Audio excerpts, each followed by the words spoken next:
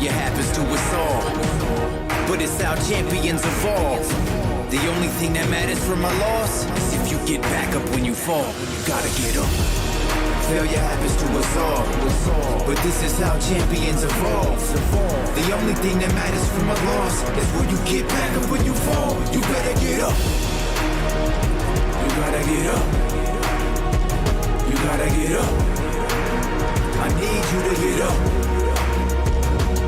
Get up. You witnessing a champ in the making, fueled by your passion for greatness. Yeah, but adversity and bad situations meet us in the middle of the paths that we taking. But it's what you do after that makes men. Will you quit or will you stand up and face it? Tell me, do you have what it takes to swing back when this life asks for the fade? Can you tell me you'll adapt to the change when a punch lands and it puts you flat on your face? After you wake, will you stand up and say, get mad, hit back, lit match to the flames? Failure happens to us all, but it's how champions evolve. The only thing that matters from a loss is if you get back up when you fall. You gotta get up. Failure happens to us all, but this is how champions evolve. The only thing that matters from a loss is when you get back up when you fall. You better get up. You gotta get up. You gotta get up. I need you to get up. Get up.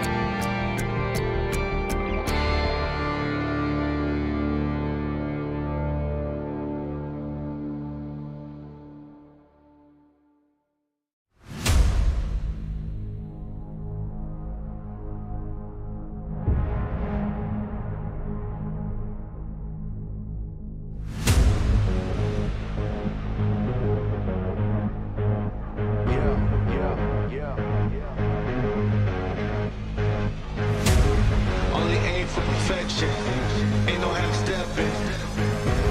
I'm gonna take you back, spitting facts, you gotta live with that.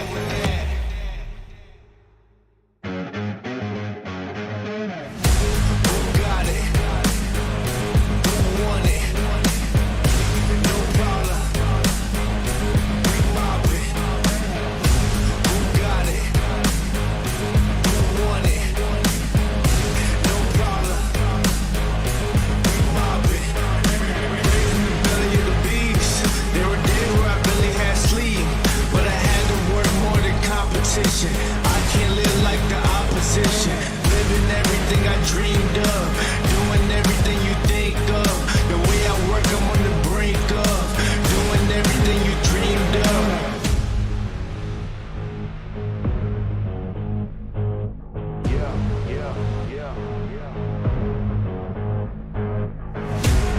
Only aim for perfection, ain't no half stepping.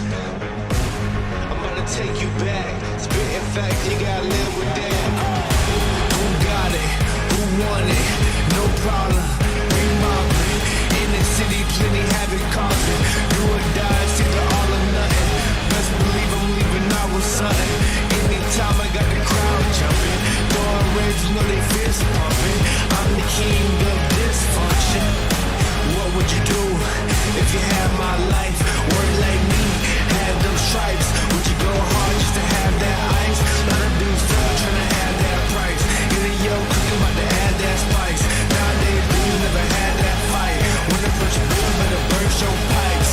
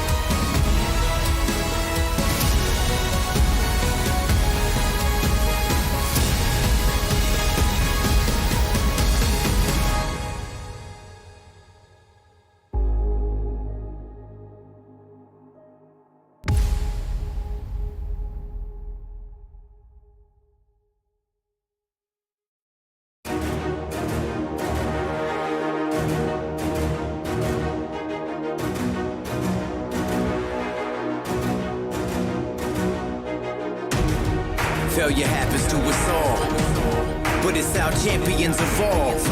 The only thing that matters from a loss is if you get back up when you fall. You gotta get up. Failure happens to us all, but this is how champions evolve. The only thing that matters from a loss is when you get back up when you fall. You gotta get up. You gotta get up. You gotta get up. I need you to get up. Get up. You witnessing a champ in the making, fueled by your passion for greatness. Yeah, but adversity and bad situations meet us in the middle of the paths that we taking. But it's what you do after that makes men. Will you quit or will you stand up and face it? Tell me, do you have what it takes to swing back when this life asks for the fade? Can you tell me you'll adapt to the change when a punch lands and it puts you flat on your face? After you wake, will you stand up and say, get mad, hit back, lit match to the flames? Failure happens to us all, but it's how champions evolve. The only thing that matters from a loss is if you get back up when you fall. You gotta get up.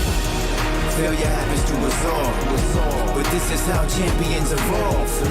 The only thing that matters from a loss is when you get back up when you fall. You better get up. You gotta get up. You gotta get up. I need you to get up. Get up.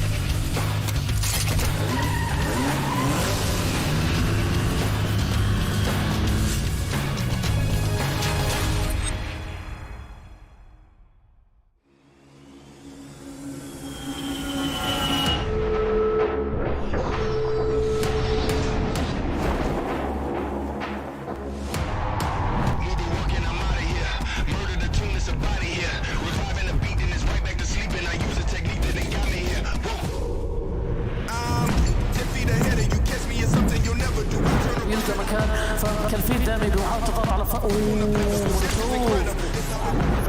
روبن مخطوط العراق موجود معانا ليخلص بالفعل تواجد الايسبورت تكسر الوضع تاع اوبا حاليا على غرب لوحده بالصراط هذا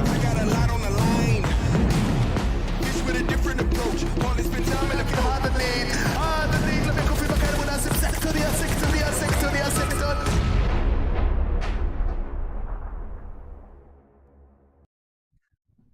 Welcome everybody to another day of PMPL Arabia Full Split. This is Super Weekend number 3, day number 1, the final Super Weekend across this fantastically long-winded yet entertaining tournament nonetheless. My name is Imperium, and if you want to join in on all of the socials across the days, across this amazing tournament, get involved. Follow us on YouTube, follow us on Facebook, TikTok, as well as, of course, Instagram and Twitter using the hashtag PMPL Arabia. Genuinely let us know what you think. Who are you supporting? What teams are you looking to see come out on top? And yeah, let us know how we're getting on. But I'm not alone, of course. I have the wonderful, the fantastic, the one and only, the ever gracious, the ever funny. I don't know what else to describe, to use to describe her, but I'm just going to say it is the amazing Monica by my side. How are you doing? Hi, that was definitely the longest introduction I think I've ever had, right? But I am so excited to be here. I haven't seen you in a while, Imperium, but I am ever so excited to be back on the casting desk with you for this very last Super Weekend. Did you miss me? I do. It was me and Jake, we had a lot of fun, but I can't make my boomer jokes at Jake because he's younger than me, so I saved them for you. Exactly. Thank you very much. Thank you very much, Monica. I appreciate them, and I'll give them back just as much. So another day of action and the first day of Super Weekend number 3. Let's go through the format of the tournament real super quickly. If you're not familiar with it by now, it's League week, followed by the Super Weekends, followed by the finals. Again, this is the third and final Super Weekend. We keep saying time is really flying when we have fun, and somehow we're already on our last Super Weekend. It feels like this tournament just started. I don't know if it's the same for you. Maybe it's dragging long for you, but as we see, we're on July 6th right now, so we are well over halfway, and this is the no break week, right, Imperium? Usually we have that one day in between, but today we're just diving right into Super Weekend. No time like the present, and yeah, the lack of day gap between the league week number 3 and the third Super Weekend might put a little bit more strain on the performance of some of the teams. Of course, it will build up to the all elusive finals come the end of July, and having a look at the prize pool, give a bit of an idea of what the teams are fighting for. Grand total of 150 grand across the month-long tournament for these teams to get a decent chunk of. My favorite part about this is that $1,000 chicken dinner per Super Weekend, right? So that's, hey, you're giving you incentive to really perform, and it just makes it real nice and sparkly, right? You're like, yes, we got a chicken dinner, we shoved ourselves way high in the standings, and we got $1,000. So huge bragging rights on that part. It does. It puts a lot of weight on that all-elusive first-place spot in a game. And even though I personally put more emphasis on consistency and using the longer format of this tournament to prepare for the finals and to really kind of extrapolate as much of a well-rounded performance as a team as you can, I do understand that when you have a lot of money on the line and you have that opportunity to pick up a decent chunk of change, you're going to want to do that, and it does play into the excitement of every single one of these Super Weekend games. Yep, it makes that chicken dinner all the more sweet. I guess savory would be the right describing word, right? I don't know if have you ever had sweet chicken for dinner? I have, much like bacon with sugar. Oh, like caramelized. You know, that's sweet and salty, right? Just like we're gonna have this sweet and salty mix of the participating teams in this first Super Weekend to give you a bit of an idea of who is playing out of the 20 teams. We skipped 4, or should I say 4 didn't qualify, so these are the 16 teams. And I think the most glaring one for the very first time in this Super Weekend is VISTA Gaming. That Mm. logo's there, and they have a big journey ahead of them. I do like Vista's very minimalistic logo though, but yeah, this is the first time. So, I mean, talk about waiting till the last second. Congrats on qualifying for the last Super Weekend, but they haven't qualified for any Super Weekend yet. So they're sitting at a big fat 0, whereas the next team above them, fortunately for them, is Curd12, who was also one of those teams that didn't qualify for this weekend. So they're at 75 points, but it's really, if they even want to catch up to the next closest team, they're looking at like close to 100 points that they need to get just to catch up. But to even qualify to get in 16th, that's Yes. way more points above that.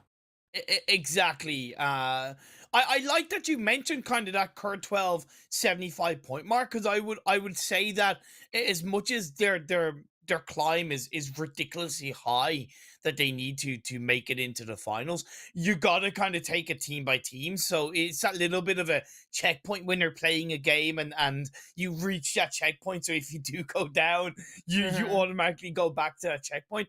It's kind of what it is for Vista Gaming, and you're right, Yeah. that 75 point mark that Curd12 currently have and will have is their check mark. But what other teams are you kind of maybe looking out for in this third Super Weekend? I think it's minimizing the, I guess, how do you phrase it? Like if you're thinking like, wow, we need to get 200 points to qualify over this team, right? That's very daunting. You're probably going to lose your motivation real quick. So lowering the, I guess, immediate goal and just having, small wins equal big results. So just take it one team at a time. Just climb a little bit higher. I mean, Vista Gaming, they're going to need, I mean, we saw it from GEEKAY, right? GEEKAY last weekend had a 200 plus point weekend, and they were just playing out of their minds, right? So I mean, they're gonna 206 points actually. So if Vista Gaming can play like GEEKAY last weekend, they could potentially qualify, but that is a real like 1 in a million chance. They're gonna have to really just play out of their minds. Let's put a bit more of a visual stimulation on what you just mentioned by going to the overall standings, and to give everybody a bit of an idea of where all the teams stand so far. This is with 30 games played for the top 8 teams so far, and indeed GEEKAY with 7 chicken dinners, a grand total of 364 points, 112 points ahead of their nearest rival.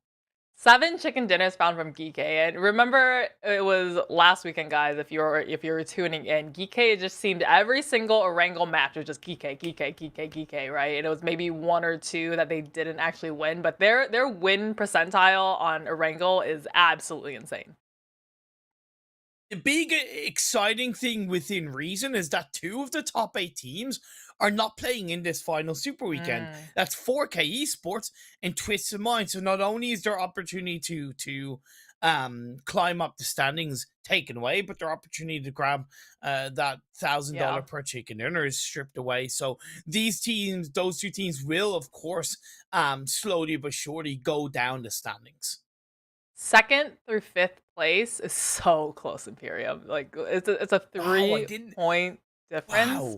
And although there isn't a difference in prize pool in league standings like this, it's still the bragging rights. It's still the, hey, let's, intimidate some teams now for the finals, sort of thing. So I think there's going to be an even higher level beyond just playing their game. It's which teams can we potentially target or drive away from our spot to set ourselves up the best for the finals. That's true. It's a fine line, because you do have that one side of you want to kind of end this Super Weekend stage with a confident result, so that you're able to kind of go into the final saying, hey, we finished second, we finished first, we finished third, for example, right? Yeah. But then on the other hand, what's the point in finishing second or third if the teams down below you have maybe not have performed as well, but they've tried different elements of their gameplay that puts them in a greater spot come the finals to be a more well-rounded team, and they're able to get that top spot, right? Because that's something that the teams have got to balance out and make sure that they have under their belts coming into the finals.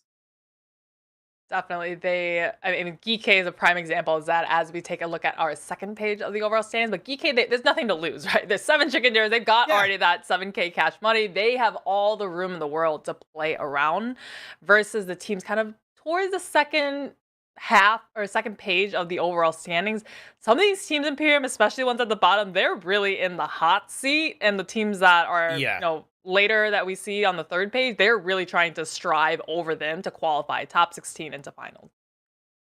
At the moment, the non-moving target is Rad. They are not Hmm. playing in this third super weekend, and they're on a grand total of 193 points. So for Conquer Rock at the moment in 16th, realistically, to me, they only need to grab themselves 80 points and they're kind of secure in the finals. Maybe I'm wrong with Yeah. that, but that's kind of at the moment what I look at. But at the end of the day, there is that possibility for a couple of teams below them too and not make it in. And the likes of Falcons and the only one is probably the team that I'm most worried about coming into this super weekend. They've been very shaky. It seems like they rely more heavily on placement points, and Hmm. with teams like Falcons and Conquer Rock down below, and of course Vista Gaming on the hunt, on the prowl, they might bow down to that pressure. Conquer Iraq was the one that really surprised me, right? They came out Mm, at the beginning of this tournament, blowing everyone to smithereens. I think it was that first league play week, and then that super weekend they were really doing phenomenal. And then yeah. this last weekend they didn't even qualify for super weekend, so they fell from, I want to say, the top page to all the way down to 16th. Yeah, it But was we saw weird. them from the 2 days earlier today, or earlier this week, right? Especially that day number 2 where they really came back. They got chicken dinner. They were playing so well and clawed their way back up to into the super weekend.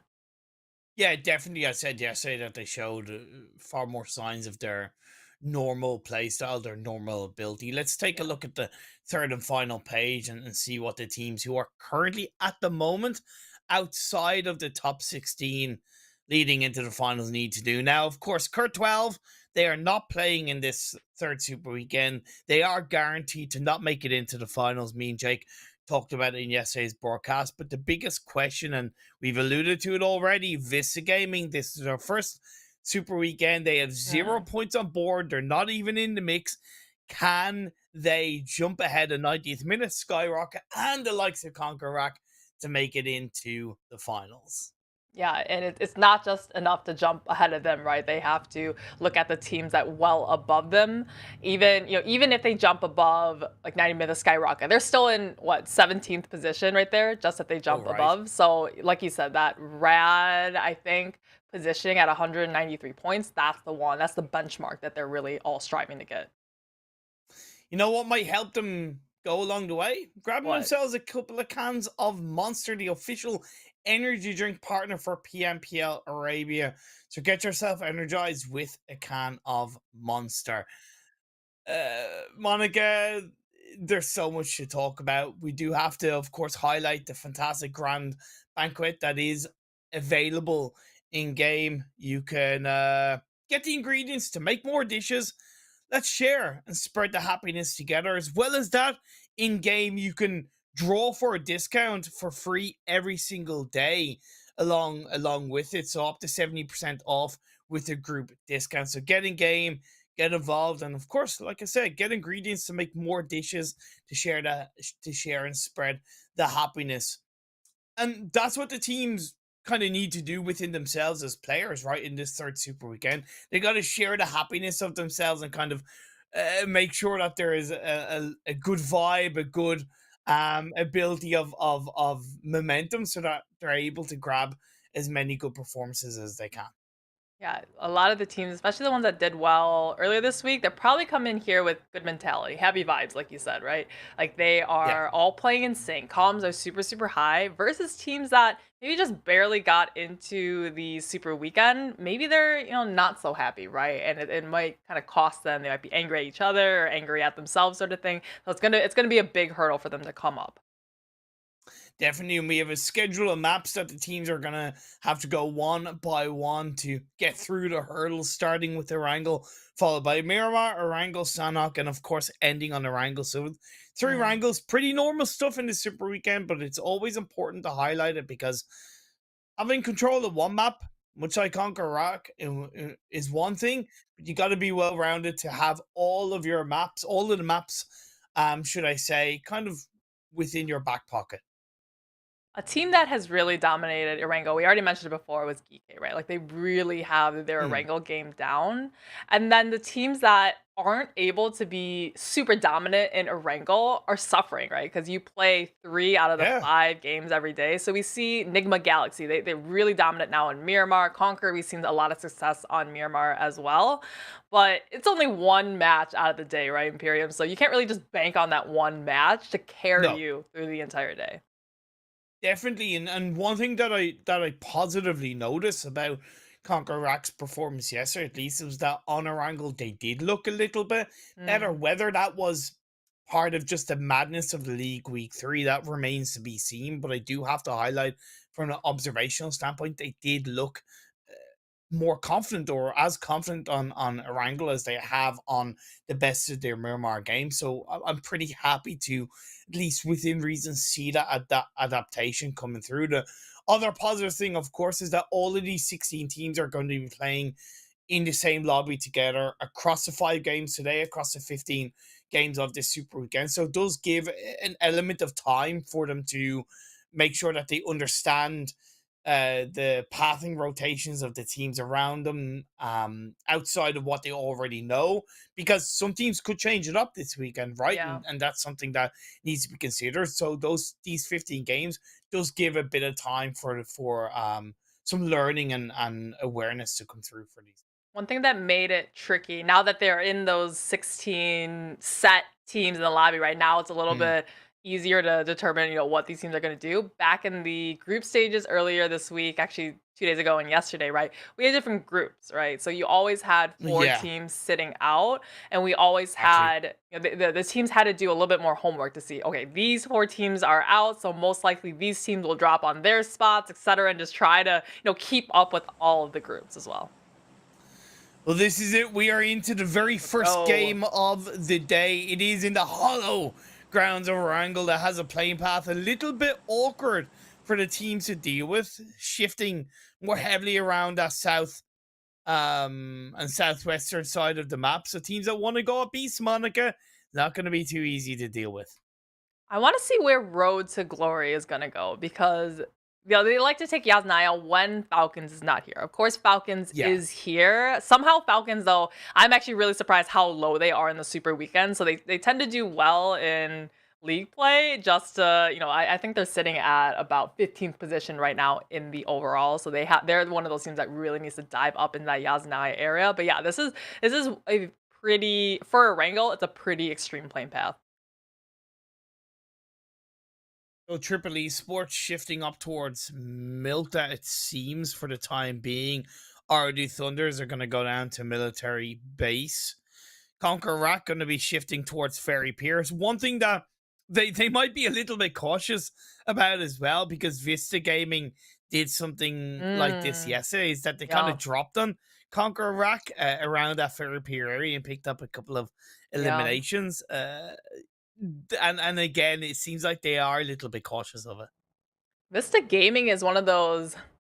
Remember that one time you were casting and you called a team like the cockroaches of the tournament? Vista Gaming is Yeah. in the sense of, I know you dubbed that name because this team just seemed to always just kind of scrap in the points and just kind of barely qualify every single time. Vista Gaming, though, I want to say that the cockroaches in this region, just because they are always, I guess, just being very opportunistic of where they drop. They really don't have any sort of Yeah. permanent drop spot. They just go where nobody else is at.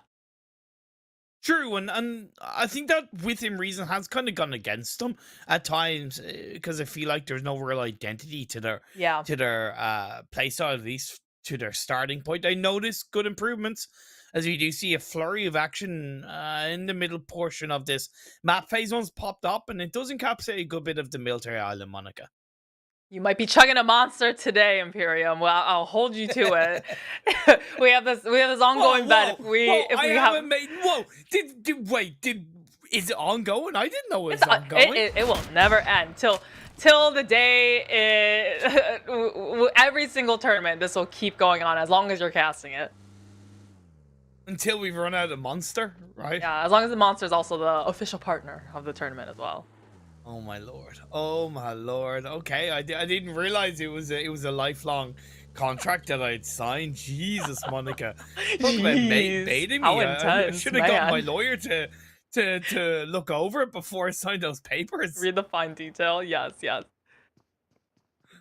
Oh man, so Major Pride down towards South George. Interesting that SKYROCKETs have gone up to North George with R8. Now it is a location of the map that can very easily hold two teams, but R8 very familiar with it to an extent, so they have gone more towards the west of it, and SKYROCKETs hold the eastern side.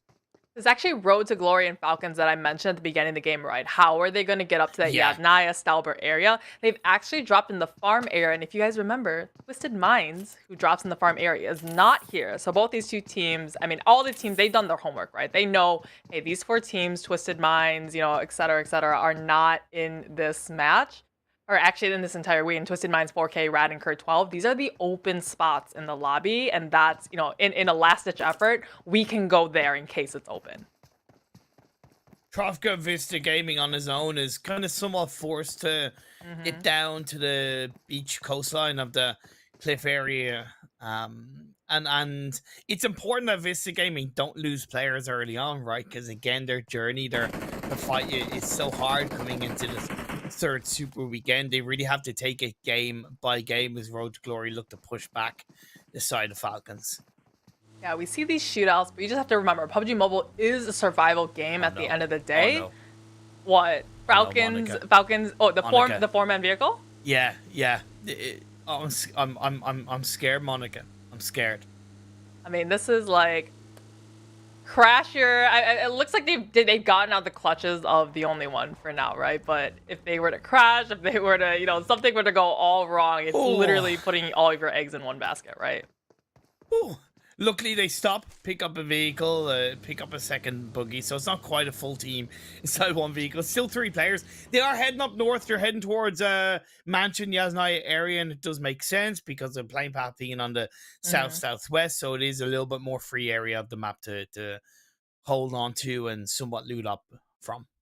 Yeah, maybe that's one of the reasons why they're a little bit more, what's the word, comfortable being all 4 in a car, at least in the beginning. They only had that because they know such a far away plane path driving all the way up here. There really is a very low chance that anybody is up here. So they're going to have a lot of time to loot now in Yasnaya. And as they come into the circle more, as it keeps closing on in, they're going to have a lot of room on that northeastern side. Shots from Dino. Tries to send back one of the CONQUEROR players. That's some good proactivity from Vista Gaming, just puffing out their chest a little bit. CONQUEROR will of course get information, but at the end of the day, I like that Vista Gaming are not wanting CONQUEROR to get too close to their compound. Vista Gaming, again, this is a team that is sitting at 0 points right now, and being at 0 points and losing a player this early, it's not the way you really want to start it off. So they had lost a player.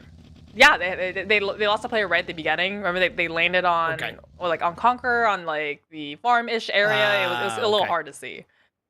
Yeah. I didn't know they'd lost a player. I thought they still had a full squad up.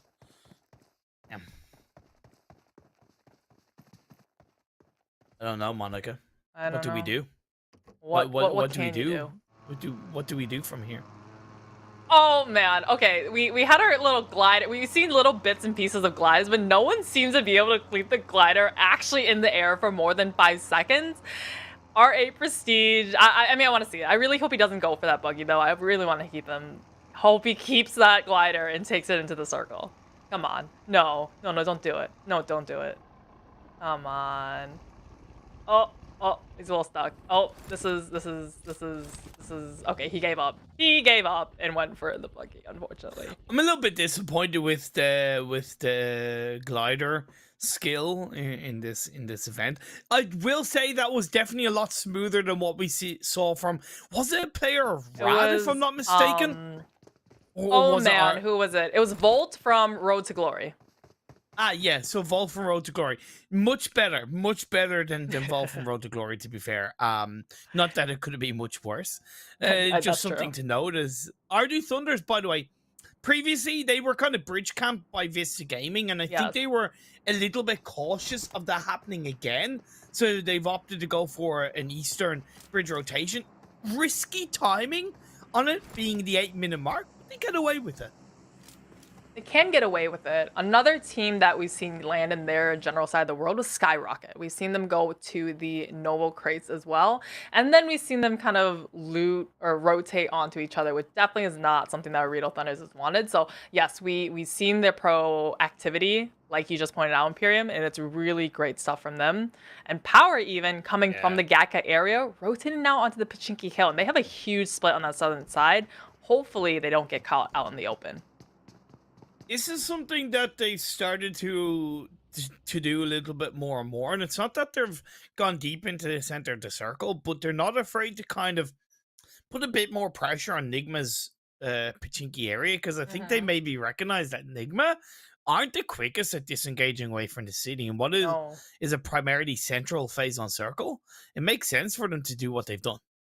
It's Erangel is a little bit of an outlier for NIGMA Galaxy. NIGMA Galaxy here, they land in Pachinki, but on the other maps, Miramar and Sanhok, they land in El Pozo, they land in Sami, and they play this edge strat into it. So it's like an oxymoron here in Erangel. They land in Pachinki, but then they play edge from the center of the map, right? So they sit here for 15 minutes, and then they just get caught off on rotation because everyone is surrounding them on that side, and it's weird. It's weird, like you said. It definitely is. It definitely is. The next shift does go over towards the northeast, so Potato Hill is a little bit busier than usual. You have NASR Esports, you have around VISTA players, you have POWR Esport players all vying for these compounds that are around that Potato Hill region. And if you want to shift a little bit more heavily up north, you have GEEKAY in the mix outside of school apartments. Yeah, this is getting into the era we saw Road to Glory and Falcons find each other before Falcons just got in the vehicle and just went all the way back up to Yaz and Naya. But Road to Glory, they decided to stay in this farm area. Vista Gaming, this is welcome to Super Weekend, and they are met so unwelcomely by all of the teams in this lobby. Yeah, I kind of find it interesting that Trafka has gone so far ahead of the rest of the team. Yeah. There seems to be a small lack of coordination. It's something that we have seen from Vista in the past. They seem to have cleaned it up in League Week number 3 over the past couple of days, but in this first game of the day, it's starting to bear its fangs a little bit more heavily against them as Triple Esports hang on to the roadside in the eastern part of the circle. What is primarily actually the center area, so they need to be careful. Triple Esports, they come in from that Milta side, right? And the only one pretty close to them as well. This is a huge kind of open road down on the north side of the farm area. I mean, this is the pretty central position in the circle, but it's very easy for any team to roll up on the backside of either of them, and then third party on this side too. It's honestly, I don't think it's a good place to hold down early game. Even if it's edge, it's a little bit more viable if it's edge, but how centralized it is, I recognize that you only want to have a solid 2-2 split, but yeah, I definitely fear for their lives coming into the next 5 to 10 minutes. That was indeed a great spray by Milky Way and Major Pride onto one of the 90th minute players. Up onto the Pachinki Hill, it is going to be Major Pride. I mean, they're such a frag-heavy team, and they're coming in, laying all the action as it's only Choto SK. I mean, he's getting shot in the back, nowhere left to hide, as Major Pride is just swarming and flanking and cutting off any room to breathe for 90th minute. 90th minute coming into the Super Weekend, currently 18th place in the standings with a total of 100 points. If they do match that in this Super Weekend, it will put them ahead of their current non-moving target of Rad across these games, but there's still no guarantee whatsoever that they are qualified for the finals. POWR Esports get involved for a little bit of a cheeky third party to put Major Pride under a bit of pressure. Major Pride, though, giving it right back at POWR, this time putting Ali down to his knees. So now, this is slowing the push that would have come out from POWR, as both sides need to kind of lick their wounds and get all 4 up. But Imperium, look at that circle. It's come down on the coastal side, and this is right where they're all at, but they need to brace for impact because everyone is looking at this plateau area. Damn, boy, that's a ping pong shift, boy, and that's going to put a lot of pressure, like you said, towards Major Pride and POWR Esports on the southeastern hillside of Pachinki.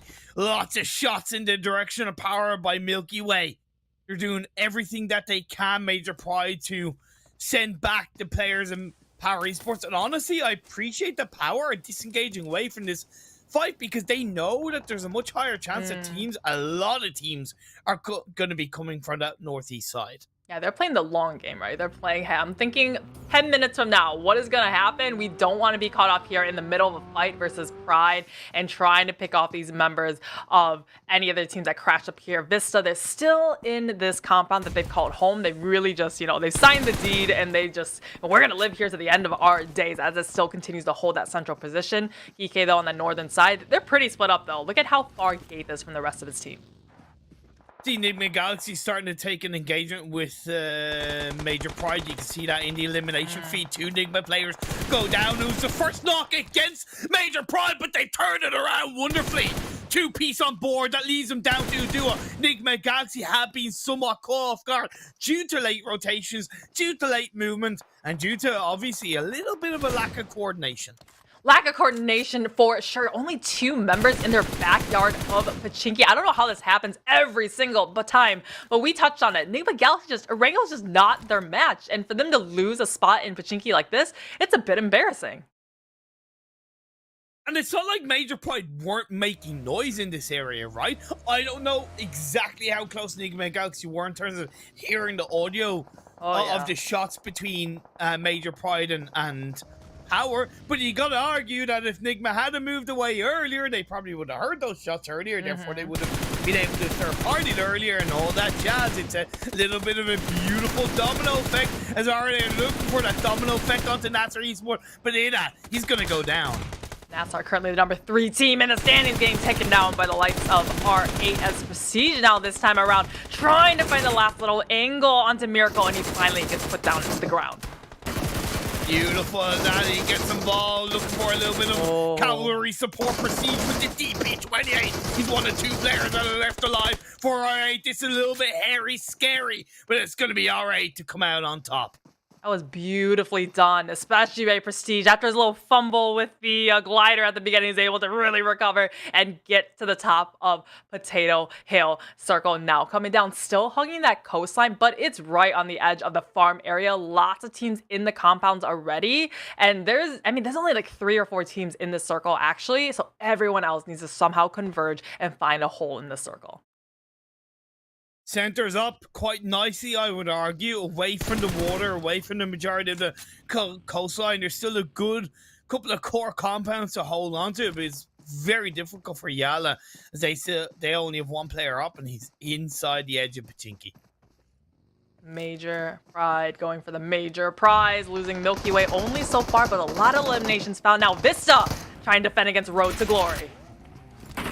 Crash comes in, VISTA suffers 1 knock, but they do get 1 in return. Where's the pre-nades? Where's the pre-fire from VISTA? Playing on towards the side of the windows is quite difficult, but they do take 1 player down to a sliver of health. He has to try and get the reload. Dino with the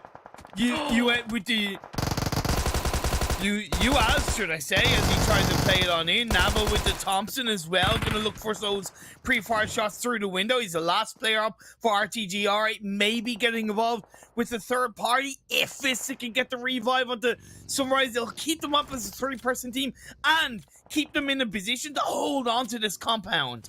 VISTA, to their credit, has done really well to hold down the compound, but time is of the essence because Falcons are they're coming in heavy and they're looking to rack up on these eliminations, but they found themselves in a fight of their own just on the opposite side of this compound.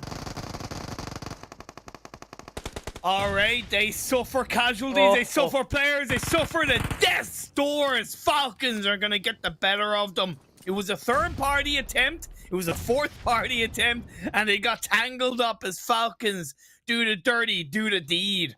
Now their next target is the side of VISTA Gaming. It's for this northern edge of the circle. We could see POWR Esports get involved as well. Even though they're deeper into the circle, they could technically be a little bit opportunistic if they wanted to. We saw Conte. We could read his mind. Like, oh, like I want to get part of this, but it's a little bit too late to get into the action now. Dino with his PP19 though, he's looking out to the side. They still what the remains of the fight that happened. Vista now looking their sights onto Falcon, and Falcon they barely have their foot in the door. So Vista, they have a little bit of a higher vantage point, as well as some of the members of Falcon up onto the hill. So Falcons is in a pretty dire spot if Vista can defend once again. That's true. The one thing that Falcons have to their advantage, to me, is a little bit of an exit potential, right? Because the road to the side of them does go a little bit downhill. Vista are less likely to be able to take shots on them, so they are able to, in my opinion, to react to the next circumstance a little bit more confidently. A little bit more confidently. They have more information as well, right? Falcon just came down from Potato Hill, not really sure, but the nades are gonna come out. And this is the nades that you were looking for, Imperium. Where were the nades? Here they are, saving it for the onslaught Falcon. A lot of smoke's being thrown at by Vista to try and cover off some vision, but an aid is gonna get the knock on the Dino. A second on the Trofka. Falcons, they're going for the breach. They want this squad, right? They want their 7th elimination, and Sunrise is the last player up. He's going to go into FPP mode and is able to get one knock. Goes out the window, nearly gets a second. Great attempt. But Falcons make the body advantage work in their favor and get the squad wipe. Valiant effort from Vista Gaming, but out in 11th position.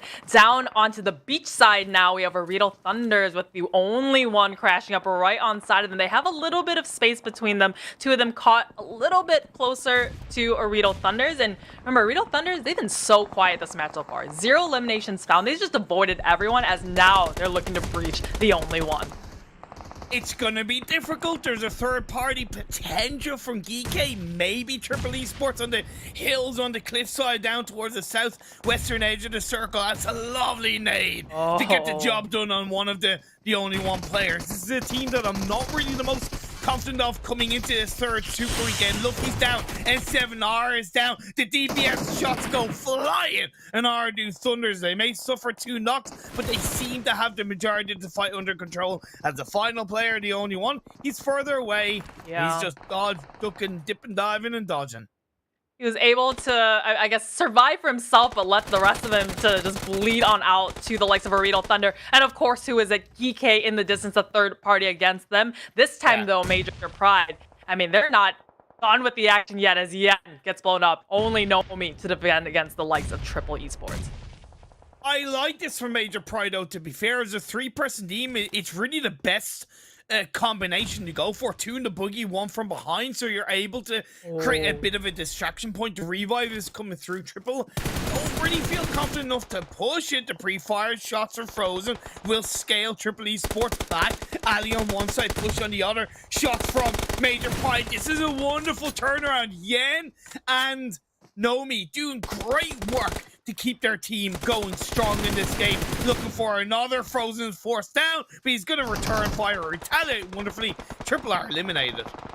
To put Nomi in the back, that was the critical angle they needed to win this fight against Triple Esports, because Triple Esports, they were stuck in the depths below, and they can only look in one direction at one time, right? As GEEKAY, Ragnar, the lone member still left alive, doing heavy damage to CONQUEROR on this hillside.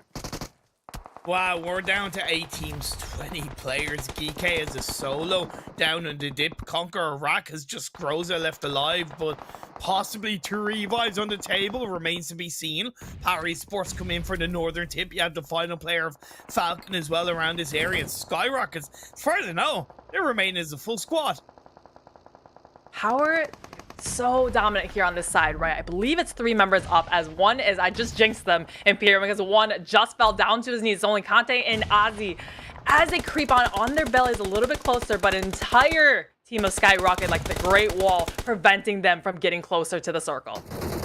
Off the man gets knocked. Great play, great proactivity for SKYROCKET.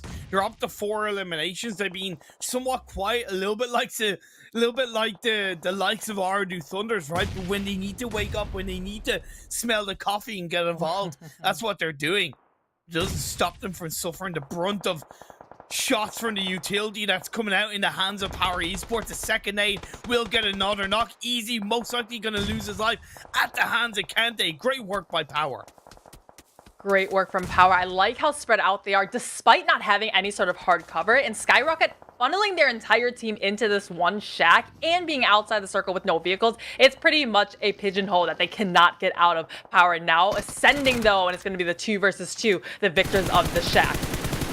Oh, shots from Salah will catch Kante off guard. That's great play. Sorry, not Kante, as is, I apologize. As Kante is the last player up, but Rip is there to support his teammate, and they do end up getting the squad up onto POWR Esports. Great attempt. They had to go for the push. The circle is against them. It is outside of where they were pushing, but they had to go for the eliminations.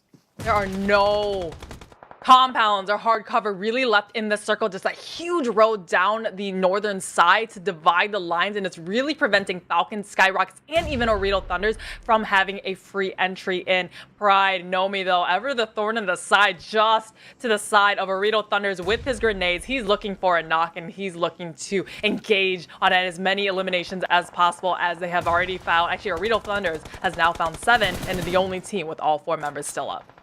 For a Major Pride up to 13 eliminations. This is absolutely glorious. This team started off a little bit shaky. Were confidently going into the first Super Weekend, but didn't really match that performance. And over the last couple of weeks, they have indeed found their form, found their balance. And day 1, the first game of the Super Weekend number 3, they may still only have 3 players, but they're playing as a full squad united. United indeed, and that's what you need in this end game, to play as one organism, not as separate identities. OOREDOO Thunders, though, they know where some of these members of Major Pride are at. Nomi has a little bit of that soft cover with the smoke. We see the crate come in that may be able to play a huge factor as a little bit of hard cover, but still, it's the solos on the edges as they try to survive a little bit longer. OOREDOO Thunders have done a great job, to be fair. 2-2 split. They're now outside the circle, though, as the shift does go in the favor of Major Pride. They might want to scale back again, still have 3 players up. But Hamko is going to be able to catch Frozen off guard, per se, a little bit. Like I said, the 2-2 split from OOREDOO Thunders is putting so much pressure on Major Pride's position. Nomi coming on back, has to go for the revive onto Frozen. So at least right now the numbers are in the favor of OOREDOO Thunder. 4 members still up, 2.5, I guess I would say, of Major Pride. Osama using this as an opportunity to crawl on just a little bit closer without them knowing and not giving a lot of information. But oh man, it's starting out now.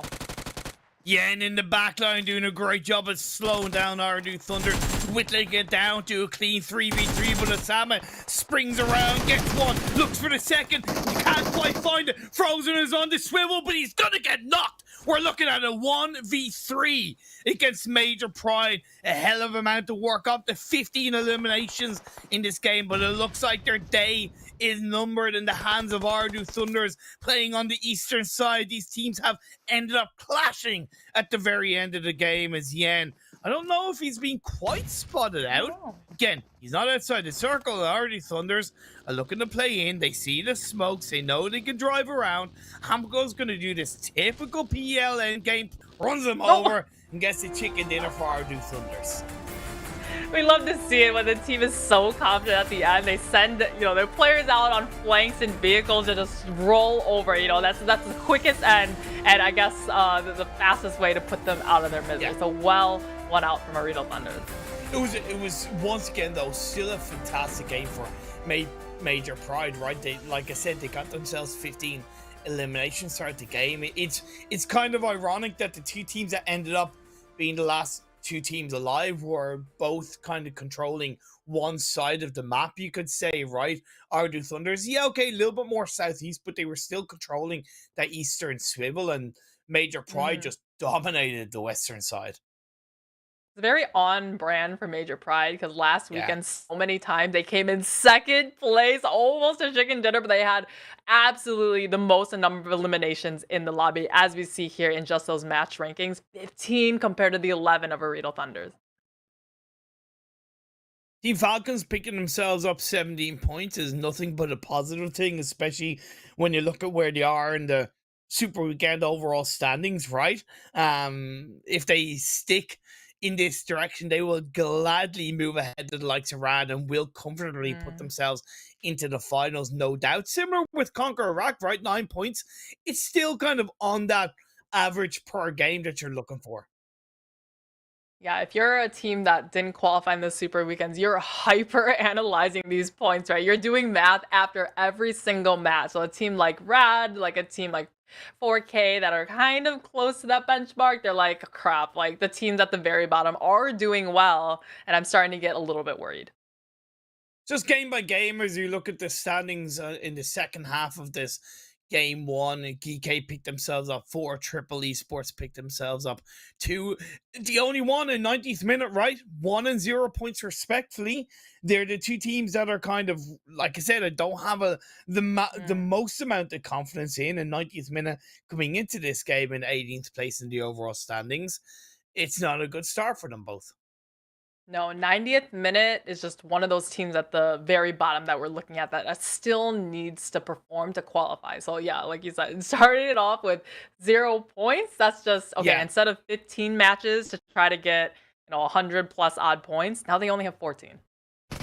Yeah, and as you look at the upper moments as well, Monica, it's also important to kind of highlight SKYROCKET and VISTA Gaming from this game one. SKYROCKET's got themselves 14 points, so like FALCONS and CONQUEROR, a good push for them to move ahead of the likes of the only one in the Super Weekend standings. And VISTA, they got themselves 6 points.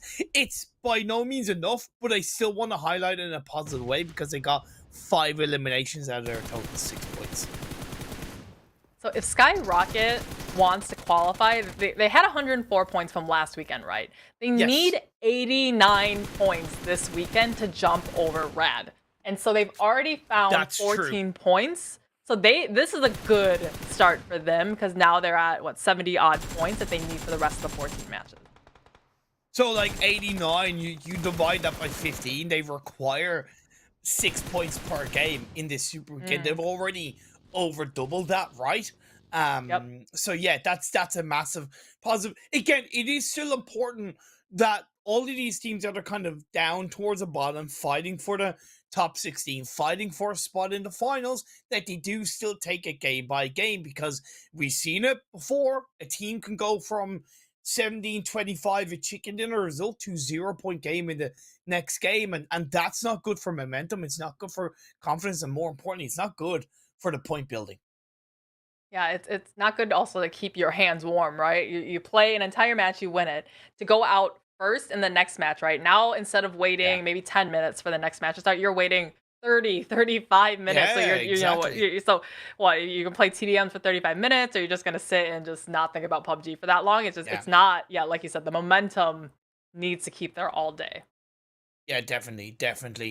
I don't know if we're going to have overall standings. Hopefully we will. Before I get an answer on that, we do have the Grizzly Bear collection, a wonderful card collection in game. It does finish soon enough, so definitely get it while you can. You can get all the items in one go. And Monica, I did hear that you were giving us a couple of bear facts, but according to Andre, our producer, they were pretty terrible bear facts.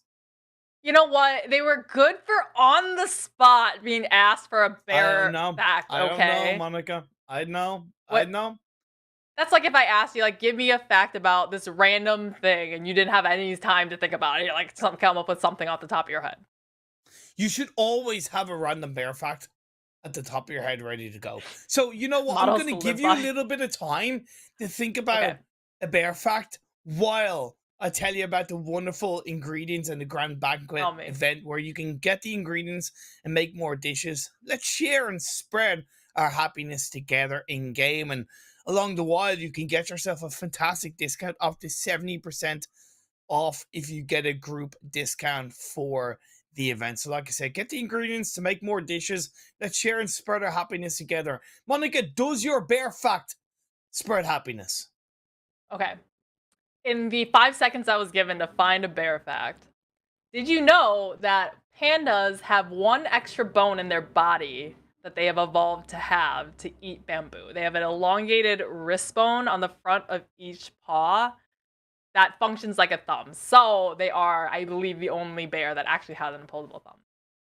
Honestly, That's actually pretty kick-ass. Not gonna lie, that's Yes. an awesome fact. That's an A+ fact in my eyes. I really Yes. didn't know that. But what I do know is the overall rankings from the second Super Weekend. GEEKAY, of course, nothing really too much to talk about. Twisted Minds dropping down to 5th because the NASR Esports played an extra game on 4K.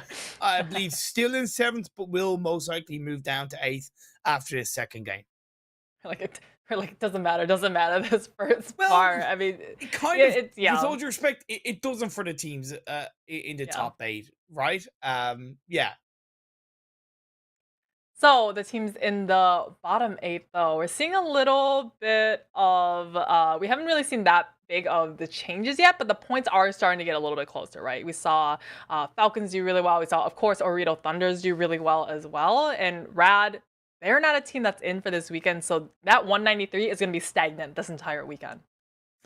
10 points divide CONQUEROR and the only one esports, so that does put a continued amount of pressure onto the only one. Team Falcons moving ahead of the only one, so they've already slipped down a place, and as the likes of OOREDOO Thunders and Road to Glory maybe pick up the pace in the rest of today's games, it's only going to become harder for the likes of the only one esports, and again, they're not the only team, because SKYROCKETs, as we look at the last page of the overall standings, they picked themselves up a decent amount of points, so they're once again closer to the only one esports. Okay, Vista Gaming, 6 points, right? That was all that they got from that first game, and this is the first and only Super Weekend game that they've had. So we said it at the beginning, if Vista Gaming wants to qualify, they need to come over the benchmark of 193 points of Rad. So they need to have a weekend like GEEKAY had last weekend, where they were just winning almost every single Erangel match, but they need to just play out of their mind if they want to make it to finals. I'm not going to kind of talk too much about what they need at the moment, because one, they had 15 games coming into today, and they still have 14 at the moment. Though, if they do keep on track of this 6 points per game that they got from the first game, it will only put them on 90 points. That does give you a bit of an idea, gives everybody a bit of an idea of what they need to do going forward as we are into the second game of the day. Miramar. So this is a little bit different from league play, right? We saw 3 Erangels, 2 Miramars, or 3 Miramars and 2 Erangels. So now this is going back to what we know, right? 2 Erangels in a day, or sorry, 3 Erangels in a day, 1 Miramar, and then 1 Sanhok as well. And Pierre, there was something that I did talk to Highland Wolf about. So when we have it like this, where the maps are constantly flipping back and forth between Erangel, Miramar, and Sanhok, it's a little harder for teams to stay or just be aware of it, right? If a mistake happened here in Miramar, it's a whole nother 24 hours until tomorrow, until they play Miramar again, right? So it's a little bit harder to correct your mistakes here, just because there's so much time in between the maps. And it's a little bit off topic to an extent, but that is something that I'd love to see in future events. Where they do have 2 or 3 Erangels in a row, followed by 2 or 3 Miramars in a row, or even 2 Sanhoks in a row. So it does give a little bit of an easier and maybe more exciting opportunity for teams to learn more quickly from the mistakes of one Erangel game to another, one Miramar game to another, one Sanhok game to another. Until we get it, though, it is something that the teams are familiar with, and they might not be as familiar with this phase 1 circle. That is a harsh Northwestern one to start things off. I know a team like 90th Minute. They've gone where it seems like everywhere that Twisted Minds used to drop, because they're not, of course, not in this weekend. Seems to be just, easy pickings for all the other teams in the lobby. So this time, 90th Minute is going to take it. And they could set themselves up well here, because they have pretty free entries here. If they quickly loot on up and then get up into that northern part, there's not really going to be anybody on their side of the world beyond NIGMA Galaxy. But do they have what it takes? 0 points in game 1. They've already lost 1 spot to Falcons. They're very close to losing another at the hands of CONQUEROR. It's only gonna become harder if they don't step up their pace. Falcon Esports a little bit risky on the rotation ahead of. All right. Can't quite go as close to San Martin as I like because of that plane path. Oh man, yeah, we saw them last game. We were like, oh man, all forward a vehicle is smooth sailing for them because they're not buying anybody. This time though, if I was the driver, I wouldn't be even driving that anymore. So 2 games in a row, Falcon has been dealt a really bad plane path for where they drop. Okay. All right. I was thinking, will you like kind of continue to look in the direction of Falcon? And in my eyes, they shouldn't really continue to chase this. Yeah, okay, they picked up 1 knock, but I gotta say credit to them because their resilience and they're kind of like, okay, we're gonna stick at it. Has paid off for now. Well, they know that Falcons doesn't have any loot, right? Maybe pick up an odd shack. Maybe they loot it up, right? But these players here, they're literally free eliminations, just running into the hills. All right, they have that whole compound to get, but where they're getting these eliminations, they were definitely losing the time to properly loot up and then rotate into the circle. That does beg a question, though, because you highlight that this is kind of 2nd game in a row where Falcons have been dealt an unfortunate blow with the plane path. Surely it would help them if they had a secondary drop spot, right? And that is a little bit easier if the plane path doesn't complement their normal drop spot. Falcons, though, I mean, they can't even put up a fight at this point. Now it's just Never Alone. It's another member. I mean, giving a little bit of a fight back, but it's actually Road to Glory to come in 3rd party. Okay, now the tables have turned onto the likes of RA. I feel even worse for Falcons, though, because it's not just 1 team. It's a 2nd team. They still have a solo player up. As Volta's going to get caught off guard. Another player from R8 around this area. As Nabo tries to dodge and weave. The bullet speed spread out by Nabo. He cannot dodge anymore, and he goes down. Nabo, now in the distance, away from Prestige, is going to look to maybe try and confirm those eliminations onto both SK and Ida. His teammate is still further away. They are still up as a full squad, but their 2 teammates are all the way in power grid, so a little bit further away. Okay, so Road to Glory, I like their aggression here and definitely being able to spot out this opportunity. R8, I was like, yay, great aggression coming out for them. But I mean, you did allude to it. You're like, I'm a little scared for them. I don't know if I would commit to it this much, and they committed it so much that they now cannot get out of this situation with Road to Glory. I think okay. Oh no, Falcons. Like, I actually feel sorry for them. Will somebody please give them a break? Like, that feels sad, man. Sad, man. Falcons, they were sitting at 16th place before this match, by the way. So this is just, oh man. So who was it? Just was it Vista? No, who was it that didn't have a great first game this last one? Now it's their turn, and for them to be out this early, that's to the absolute delight of teams like CONQUEROR, 90th minute, and VISTA Gaming that are below them, that are striving to leap above them. As well as the only one, right? You're dead right. This is a great game too. If you're those teams that we've just mentioned, easier to keep an eye on the elimination feed in this early stage of the game, and they will have seen all the 4 players of Falcons kind of go down, and it's like, oh, okay, is that Falcons eliminated? Yeah, we're down to this many players, most likely the case. They still have to get their own result themselves, right? There's no point in Falcons going down early if the teams we just mentioned go down early as well. So the hard work is still ahead. You know that emoji combination where it's like eyeball, lip, eyeball, like really big, when it's like, ooh, something like really kind of delicious just happened, or really something really cool. That's all of these teams looking at the kill feeds, seeing Falcons go out in 16th position, like, ooh, yummy.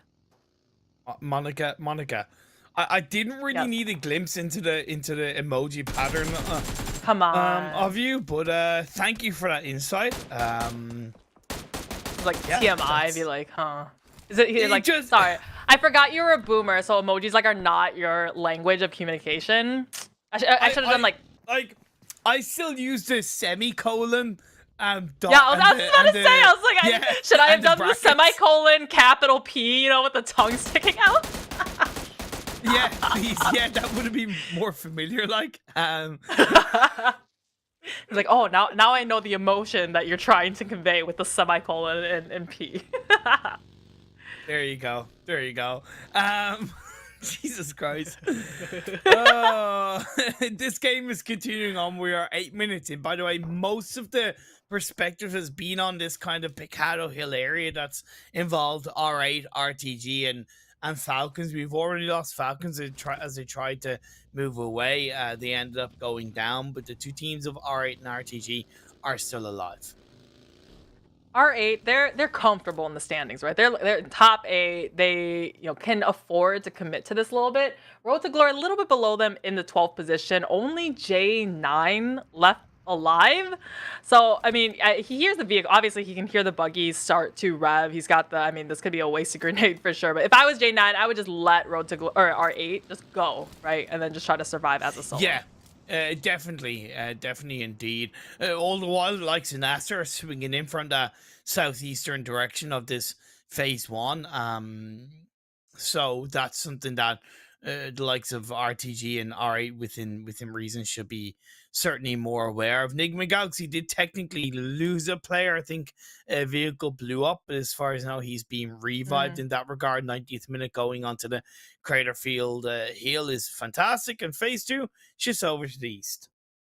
I could have probably predicted it would come back in the mainland. We did of course have that one that went, remember, the western row or mountainside, and it just kept going out there to the absolute horror of all the teams here. But you're seeing a lot of teams, especially like SKYROCKET, identifying that northern side is probably going to be more free based on how far south that plane path is, and you see them doing that wide rotate, trying to come up on the northern edge. Great for CONQUEROR. They have the water treatment hill, or I suppose the hill that's more west to the water treatment hole, but I still look at it as an absolutely beautiful location to lock down inside this phase 2. POWR, they had a pretty good run in the last Erangel match. They like to play very split up, which is good. I like how confident they're doing, but sometimes they are caught by themselves, right? They're so split up to the point that they can't really assist each other, and oftentimes we find them maybe only 2 players left alive trying to make their way into the late game. And Triple Esports, they're comfortable on the blue, right? They're just tanking it, and that's kind of the beauty of playing kind of on the edge side, that they, even though they're tanking the blue, it's early game enough that they can avoid that early game combat. So if they opt for that later push later on, it's dangerous because you can go through more squads, but you also avoid the risk of just losing those players. Last player of RTG, NASR Esports, climbing, moving ever closer to his position on this Picado hillside area. The only one are to the northern side of Power Grid as well, close by to is the OOREDOO Thunder, as far as I know it is. So NASR could get distracted by the 2 teams to the west of them and avoid J9, the final player of RTG. NASR, a team that's been really dominating the standings, currently at 3rd position. But YALLA, I mean, we know they can play well. They didn't have that great of a go in the last match, and CONQUEROR is definitely giving them a run for their money as they've gone for a knock and a flush. But it's going to be POWR this time around to be right in the faces of YALLA. I mean, they're both sharing this compound just outside of water treatment, and the fight is about to break out now. Could see a bit of a third party from VISTA Gaming, maybe even possibly CONQUEROR to the west of YALLA and POWR Esports. YALLA have a better spread, and I think they do, within reason, have POWR Esports locked down. The big player that can really make a difference for POWR in my eyes is Kante on the off-angle side. But like I said, VISTA Gaming are looking to get involved from a third party. They've actually sent 2 players a little bit down towards the direction of both of these teams. VISTA Gaming, definitely a team. I mean, they're sitting at, what, 6 points right now after the first game and not making any single super weekend yet. Coming in, perfect third party, catching one out in the open on the side of the hills, go for immediate flush as well. So YALLA now, I mean, the tides are pretty even in this fight against POWR, but they're giving one right back at them. But VISTA Gaming, they're lingering in the distance. I really appreciate this from VISTA Gaming, because like, they kind of know that it's do or die. We've technically got nothing to lose. We gotta kind of take a couple of risks, and this is a kind of risk that they can't afford to take. 3 players pushing on the underside of the hill. YALLA are looking to pinch POWR Esports in their own right. Shots towards late by Othman doesn't quite connect, but Reva is going to help to take down Faker. A third party by CONQUEROR on the hill to the north of these 2 to 3 teams. And Dino on the underside as well. He's further away, but he's still helping to give information over to the rest of his team. Nice repeat in hand. He hears the footsteps of one, comes over and strafes it as he's, I mean, this is a really drawn out 1v1 fight, but getting shot in the side from Conquer. So, I mean, this is the 4th party, and we keep seeing this happen, Imperium. Oh my god, Evo Station through the smoke. Tries to connect onto Othman and does. Whittles him down to less than half health. CONQUEROR doing such a good job. What was 4th party? Now technically 3rd party. Yeah. Now technically 3rd, but oh man, Vista Gaming. I mean, I think they're biting off a little bit more than they can chew. Because they have one, still, you can barely see him in the miniature map. You can barely see this compound and give some support. They currently have 1 knock. Actually, 1 just got revived, but POWR going for the flush up now. Vista Gaming, I mean, they really wanted to come in for the 3rd party, but their fragging POWR is just not backing up this push. It's more the coordination, once again, to me, isn't quite there. It's like, it gets to a point, but then it stops. And, like, Evo Station probably shouldn't have been on his own there, right? Yeah. It should have been 2 to 3 players pushing absolutely together. Maybe the risk of a 3rd party from CONQUEROR slowed them down. It discombobulated them. And now as they try to disengage, there's not the fullest amount of security on them getting away from both CONQUEROR and POWR Esports. Vista one in the, what are we calling it? The beep beep bus? Is that what it was? It's a party bus. Jake? No, it's party the bus. Party bus. The party beep beep bus? Okay, but No. Major Pride, he's like, no, just stop talking about it at all. But the only one, Major Pride, they're finding themselves right next to each other. Oh, the only one can afford to lose this one. Nomi drops down. The drop shot connects wonderfully. And Alush is the final player up for his team. Nomi does have to try and scale back. Sorry, I apologize. It is 2 against 1. Nomi goes upstairs. The pre-fire shot will take down the final player, Major Pride. And the only one to survive. They get 4 eliminations, but they're down to a duo. That has to be such a confidence booster for the only one, especially this team who's really near that cut-off point, to take out a team like Major Pride that is renowned for their fragging power, their aggression. Remember, they came in with, 15 eliminations the last match. They didn't even win the match. So huge factor taking them out early. And I think that's going to open the gates for the team closer to the bottom, like Vista, like SKYROCKETs and such, as we see this circle move over onto that northwestern side hardship. This feels like one of the more fast-paced Miramar games that have casted so far in PMPL Arabia. It's kind of like I've barely been able to keep an eye on all the circle shifts because of the amount of action that's come down, and alright, have themselves in an absolutely fantastic position. The only one. He said there were only 2 left right on the outskirts of Power Grid. But we're going to take a look back replay real quick as GEEKAY. We were wondering, where did this last member of, or that first member that went out from NIGMA Galaxy go out? And that's exactly what happened. GEEKAY finding that elimination. And the only one under a lot of pressure outside the Power Grid. And 7R on his own. Alusha's further in the back line, but unlikely to be in a position to help him. Alusha's across the road at least. So he is technically closer to the edge of the circle, but where he's pathing towards into the edge of the circle is just wide out in the open on the underside of the road outside San Martin. So I can't see the only one surviving too much longer in this game. YWZ, they left him behind as the rest of his teammates have, you can see it in the miniature map, rotated ahead, right, in Triple Esports. So he stayed back to really go after the solo. If, at some point that solo needs to vacate the premises and try to rotate in. So already the rest of his team has a foothold in the door of the circle, now they've come onto the other side. And I mean, the only one, they've got nowhere to go. Yeah, and I appreciate this from Triple Esports. It's not like they're sticking to the engagement for the sake of it, but they're also not just disengaging, blindly. They have prepped that very well, and they know they need to move into this circle, right? Because phase 4 did shift over towards the northwest. SKYROCKET, another team that needs a really big weekend to qualify into finals. Still all 4 up as we have Lord. How does NIGMA Galaxy, this always happens to them. They're found with only 1 player up, right? And then he's just playing as a solo. We've seen them have some crazy 1v2s, 1v3s at the ends of matches, but to come into the late game with 1 only, you're just playing for survival and you're just playing to clean up on as many eliminations as possible, but there's no real true fragging power.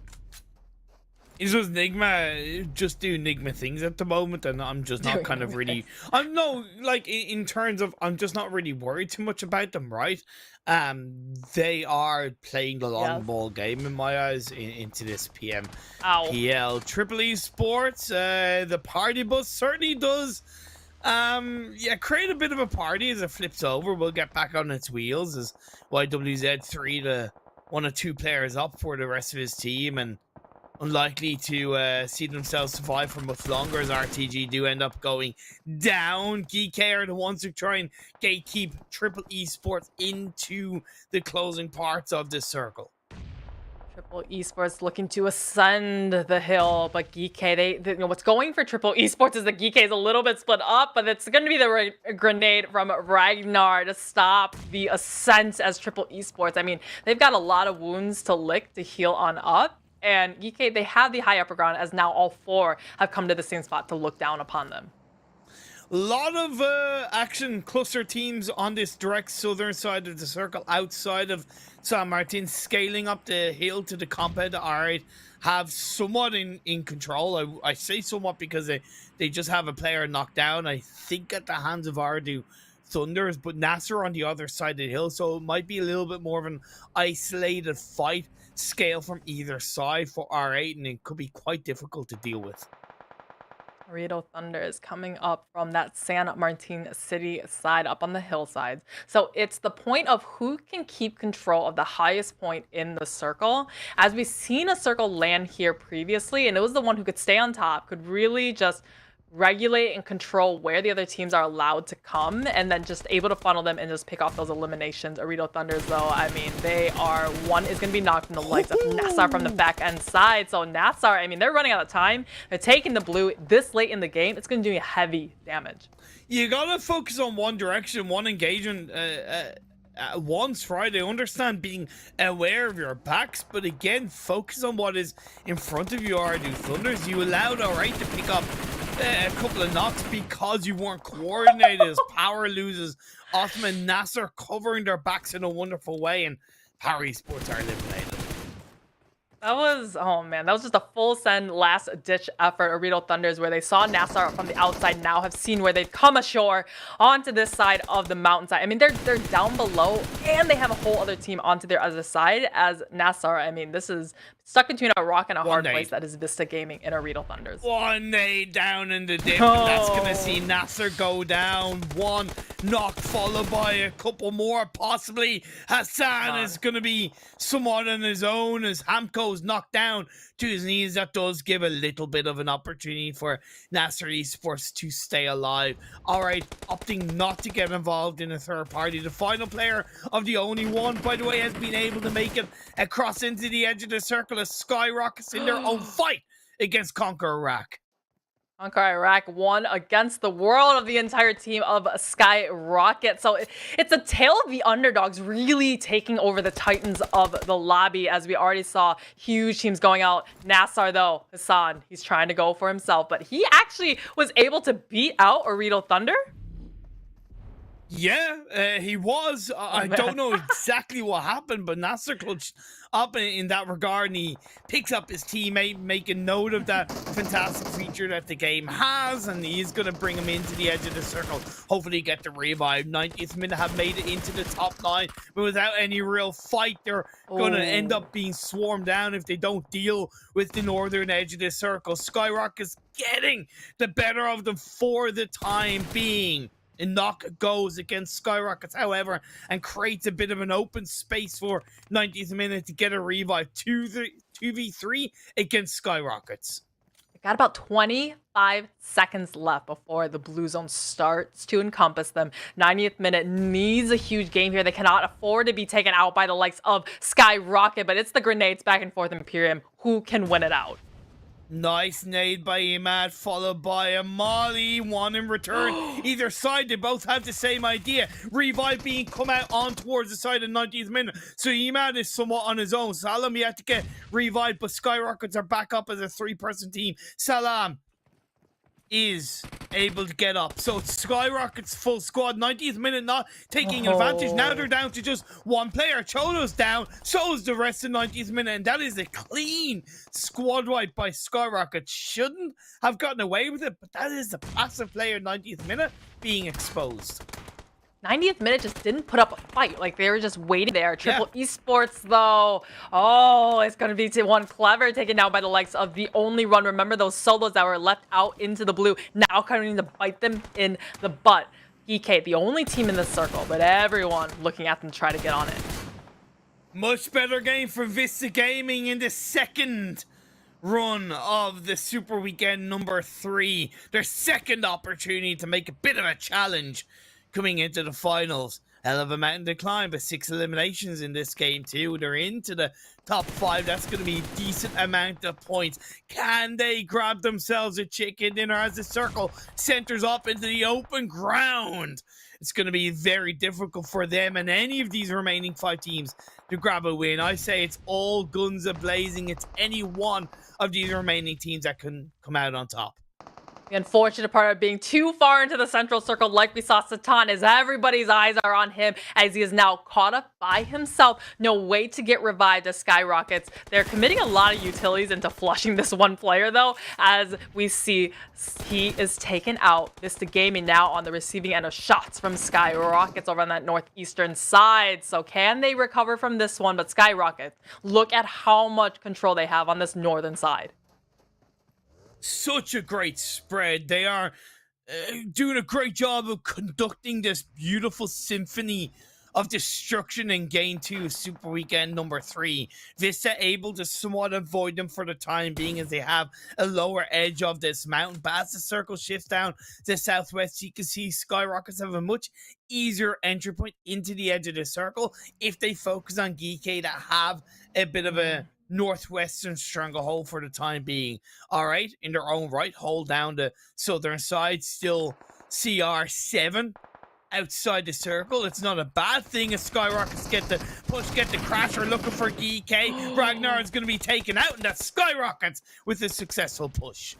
SKYROCKET they just had the man advantage, the hyper aggression, sending it right into the midst of GEEKAY. So as SKYROCKETs is looking for RA on one side, it's going to be VISTA onto the other. Oh, double, triple, boiling, Broblitz, 1-2, Unifu for R8 as they pick out 2 players of SKYROCKETs, and that allows VISTA to come in on the underside, get a pick off one of the R8 players, whittle them down to just Prestige. This could be a VISTA Gaming chicken dinner, Monica. It could be. R8 just caught in the bad side of the sandwich, an R8 sandwich, and it's rotting now as SKYROCKETs and VISTA Gaming. Man, oh man, they came in at the exact same time to pin them on out. It's only 2 up for R8, and this is looking dire for them. For the second game in a row, second time in a row, SKYROCKETs have got themselves back up to a majority team as they are left with 3 players up. RRR looking for the R in return fire, in return action as R8 go down, but VISTA Gaming are on the swivel. RRR is knocked, Rip is on his own. This is a 1v1 and Molly goes on the underside, but they can't clip the right side of the hill. VISTA Gaming, though, they came out at the best time possible, let all the action come out, and they're here to reap the benefits. Oh no, it was the grenade to come on out in Pyramid at the last second. Did he actually get the revive up, or did he just cancel and just throw a grenade when he knew they were healing? He just threw a nade. It was the perfect nade. I saw it and I was like, wait, he's not going for the revive. That's being tracked out. And boom, the most beautiful nade that they could have thrown. The most beautiful nade that could set them on the path to the PMPL finals of VISTA Gaming, Monica. They grabbed themselves a chicken dinner. Okay, I want to point out, any player's instinct in this kind of situation would be revive and then come with 2 players, Yeah. right, and try to overcome, right? So he just went against all instinct, canceled reviving, right, and just threw the grenade. And okay, the first grenade he threw, it was long, right? It's hard to throw grenades in Miramar because of the like steepness of the hills where it just rolls on down. So the second one, he was able to learn and just throw it a little bit more shy and bounce right into the faces of SKYROCKET. Like that was just a perfect nade, and I'm really glad you highlighted the instinctual nature that normally would be the case, because when you don't do the natural play in terms of going for the revive and you take that little bit of a risk, that's the reward. And 25 juicy, super duper duper important points for Vista Gaming, but credit along the way for SKYROCKETs, right, picking themselves up 25 points as well. You can say that was the $1,000 nade for Vista Gaming. So even though SKYROCKET was able to equal their points just because they fragged a little bit harder with 13 points, it was still Vista. I mean, the prize money is only with that chicken dinner. So well won from Vista Gaming, especially as a team coming into the Super Weekend with 0 points. Fair play to the only one Esports picking up 9 points. CONQUEROR picked up 5, 90th minute picked up 5. So kind of the biggest losers of the second game arguably would have been Team Falcons, because they're not in the top 8, right? Whereas all the other teams around them did get them a decent amount of points as you look at the second page. Second page, looking at this one. So we have, I think, having the teams that normally you would see dominate this lobby, like Major Pride, like NIGMA Galaxy, even Falcons, YALLA, going out so early that really just open up that end game where you're not having this huge Titan on this side of the map and just, you know, soaking up all those eliminations. So the teams like Vista, like SKYROCKET, they have the opportunities now to get those 25 points that they did. Definitely, it certainly to an extent did open the door for them to get the result, but they still needed to do it. And Vista Gaming, they got the job done, but their journey is far from over. We're going to go for a short break. We will be back on your screens for Game 3 in a couple of minutes.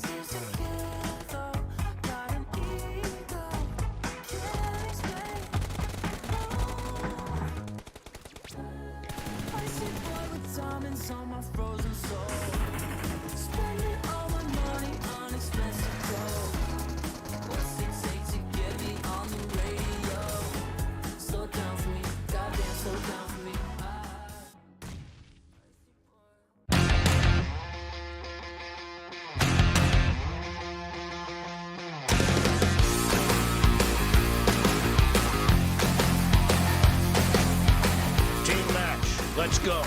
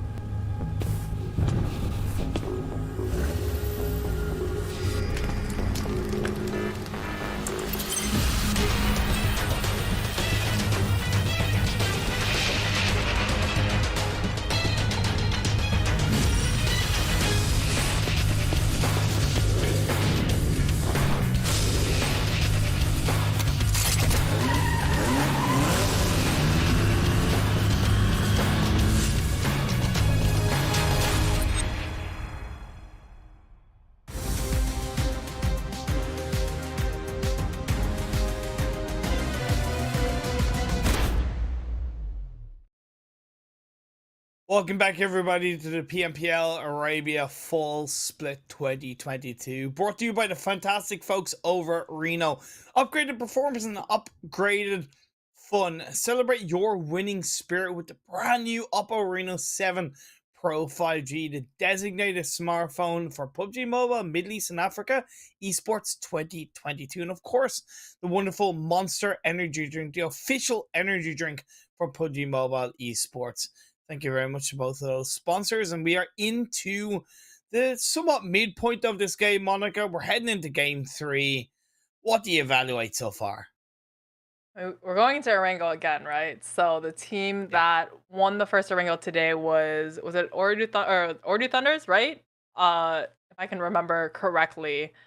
It's happened. It literally happened 30 minutes ago, and we're forgetting already. But anyway, yes, OOREDOO Thunders did win it, but I think the reason why we're not remembering is because Major Pride definitely stole the spotlight away with their massive amount of eliminations. Yeah, and it's definitely a positive thing that we're kind of going back to Erangel and we're able to somewhat draw on the game 1 experience. However, there's something to be said for the likes of Vista Gaming and the momentum they're technically building for themselves across the first 2 games. 6 points in game 1, a chicken dinner, and 25 points in game 2. That's 31 in 2 games. That's a pretty healthy average if you look at what they need to do in the third super weekend. The unfortunate thing for them is that there are a number of teams above them that are still getting decent results. To give you guys some reference, just looking at week number 1, the average amount of points that a team got was 104 points versus week number 2, where the average was about 98. And this is taking GEEKAY, of course, outlier, just dominating the entire lobby, taking them out of the equation, right? So that's kind of the benchmark. You're like, hey, our goal just to even compete with these teams is to try to hit 100 points in the entire weekend. So for Vista to already get, 31 points in just the first 2 games, they are really setting a good pace for the rest of the weekend. Definitely. The playing path, really nothing to complain about, right? It's generally slap bang in the middle. It's a little bit diagonal. Most teams will be able to get to where they want to. Most teams, yeah. This was with the first Erangel batch today. We had very far southwest, correct? So the teams like Falcons, like Road to Glory, had kind of a rough start because they couldn't get all the way over to Yaznaida right at the beginning. I think Falcons, they eventually made it there after we saw them get in the cars, right, and rotate there. But they did lose out on those, 3-4 minutes just to rotate up into the Yaznaida area, just to have to rotate on back because it did end up in that farm coastline. Interesting. Major Pride maybe didn't feel confident in attempting to go for a South George drop because of the lack of vehicles somewhat to the kind of northern side of the river, and RA probably could have gotten there first to an extent. Yeah. So they've looked to drop around a kind of Novo area, which they haven't done in the past. The only unfortunate thing is that SKYROCKET have looked to do the same thing. They did something once similar to this, Imperium. It was, I want to say it was last weekend. There was a plane path, but they couldn't get all the way over to South Georgia Pole Hospital area. So they landed in Novo Crates instead. And that game did not fare well for them. They ended up going out in, I want to say, 14th position way too early.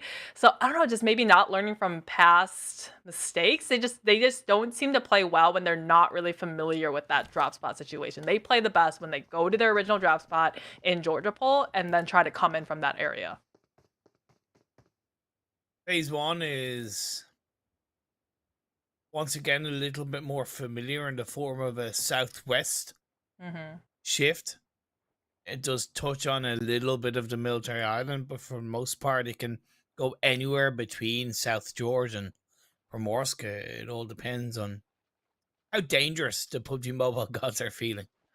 how vengeful they're feeling, how sadistic I am sometimes with my casting and how critical I can be with teams. It's like, how sadistic can the PUBG Mobile gods be in this game? Also, this will be a good test to see if it really is a Highland Wolf curse, because he kind of draws it towards the the GEEKAY area, and what we have Yeah. now changed it to is the Highland Hills around GEEKAY. Yeah, it'll be a great test.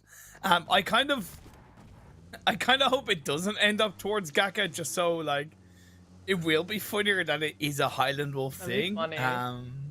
But I wouldn't be surprised if it ends in around GEEKAY. I did notice that because like yesterday we were saying, well, actually this whole tournament was saying there was one tournament he had before where they had 7 Los Leones circles in a row, and then yesterday I pointed out, I'm like, every time Highland has casted Erangel, it keeps going to GEEKAY. So we're gonna see. Will this circle go elsewhere now that he isn't here? Maybe he's in chat though. RTG and Stalbar and Kameshki is a split for the time being. They will want to be careful on their rotation into the northern half of the circle, because even though technically it's a less congested area compared to a direct eastern side, you have a couple of heavy hitters in the form of YALLA, GEEKAY, and FALCONS, so they will want to be careful. Major Pride up onto the beach sides now, taking a little beach vacation, right? But this is interesting because they dropped in that military, that northern kind of Sanhok island part, and then now they've driven up the bridge, come over onto the Milta POWR side, and they're gonna loot up this way. So they are really just, I mean, we're not in Kansas anymore. They're out, like they're out in like Alaska, right? Like super far away. I love the way you made it like American geographical I know, reference. as I said it, I'm like, yeah. Me It's like, no speak English. No, okay, no comprende. we're not in Ireland anymore. We're in New Zealand. Okay, there you go. That's a lot There. more. I'm not gonna be. I know you made an American joke yesterday. I'm gonna be a little bit more global this time around and not be so contained in America. Damn, I wasn't sure if you'd heard that. No, I knew I you did was because you were listening. coming to chat. Yeah, I know. I'm caught in 4K. Brilliant, absolutely brilliant. I like what Major Pride did, by the way. It technically makes sense because where they dropped, with not only knowing that there's a couple of teams around them already in the island, and probably being aware that there's a team on that kind of northern side of the river across the eastern bridge, or on that northern side of the mainland, rotating early and kind of playing on a later rotation idea coming into the edge of the circles. Again, it's just kind of avoiding stickiness too early in this game. You know, not like how you point out how congested the Sanhok island is. On the exact flip side, R8 on that North Georgia Pole area too, they're probably not aware that Major Pride didn't come into South Georgia Pole, right? So R8 on that northern side, they might still be playing super, edge, trying to stay behind of Major Pride, completely unaware they have that entire northern part of the circle for free. That's a really good observation, Monica, because you could argue that, well, surely they should have an idea, because Major Pride, they see the parachutes, or if they don't see the parachutes, they should presume. Major Pride could technically have dropped out of the plane around the kind of GEEKAY area, long bolted to around the hospital area where there is a couple of vehicles, and then gone to South Georgia, which in turn would have put them out of the sightlines of where R8 drops. You are really dead right about that. That probably is the case as the blue zone is closing in. So I'm curious to see if R8 will get a little bit more information around how clear it is in front of them. Yeah, I mean, they're definitely gonna watch this back later and be, oh man, we could have, taken up that Mount Everest side, etc., etc. But of course, hindsight is 2020, so that'll just be a little footnote for the notes in the future. NASR, they're gonna be coming in from that school area, rotating on past Pachinki. And once again, we highlighted before, NIGMA Galaxy, they play edge from the center of the circle, but then sometimes, like we see here, they kind of flip it and they try to play center, which just, I don't know, it usually doesn't work for them to have to play center strategy on one map and then play edge onto another. So they're always kind of flip-flopping their strategies on Erangel. It seems like when it's a more Western circle, they are more comfortable about playing center. I don't know if you saw this match, but there was an Erangel match yesterday where they were in this compound outside of Chopsticks. It was the one a little bit more north of where they are right now, but they held off 2 teams crashing in on them. It was beautiful. So I'm actually okay with where they are because I'm confident based on what I've seen, and of course the fact that NIGMA, that they will be able to control this central point.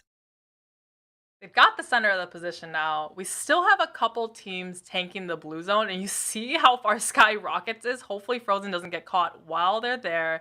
Hey, Imperium, we got a little bit of the military base still in this circle. I will never let this die. There's also less Agatka in the circle per se, and the Highland Hills around it, so you know, it seems like things are kind of forming together as the PUBG Mobile guards do want them to go. GEEKAY shifting around outside Pachinki. They're rotating. They know where they want to go, but they have NASR and Falcon around them. They might get distracted. The only one is also a little bit further ahead. All of the teams are migrating down south. GEEKAY, they're also a team. Yeah, you can see in the miniature map, everyone just going just true south, right, to get into this one as it is shifted down on the southern side. Oh, we see a little crash happening here between NASR and GEEKAY. I think nothing really came about it, but I mean, we got a lot of vehicle collisions. Hopefully they have a little bit of warranty and insurance to cover themselves. You might say they're all heading towards Atlanta. Yeah. Would that be a good geographical analogy? Yeah, I'd say so. I give it 8 out of 10. Would Texas be a better geographical? I did used to live in Texas, so yes, I will say yes. Okay, cool. CONQUEROR. Let's see if they can a bit of a Texas nosedive onto the players of VISTA. I don't even know what Texas nosedive is. I just want to try and correlate a comparison between the two. Who's the non-knowledgeable about geology or geography now? Geology? Is Texas so old that it's classes in geology? Texas is huge, though. Yeah, it's like the size of one state in the U.S. You could drive 12 hours and still be in the same state, versus in Europe, you'll be in the same. Yeah. I like that VISTA disengage away from CONQUEROR, aware that they have gone quite deep into this circle, so kind of disengaging away now. Well, it's still relatively early into phase 2. Does make sense. It does make sense. VISTA Gaming coming off a win in the last match, that glorious $1,000 grenade that they were able to throw. I'm hoping they can do once again here, because they've really set the momentum, and we talked about at the beginning of the matches, you know, if you were to go out a little bit too early, that's a huge, like, 30-40 minute break between the next match. That's gonna, you know, you're kind of icing yourselves by not staying in longer in that match.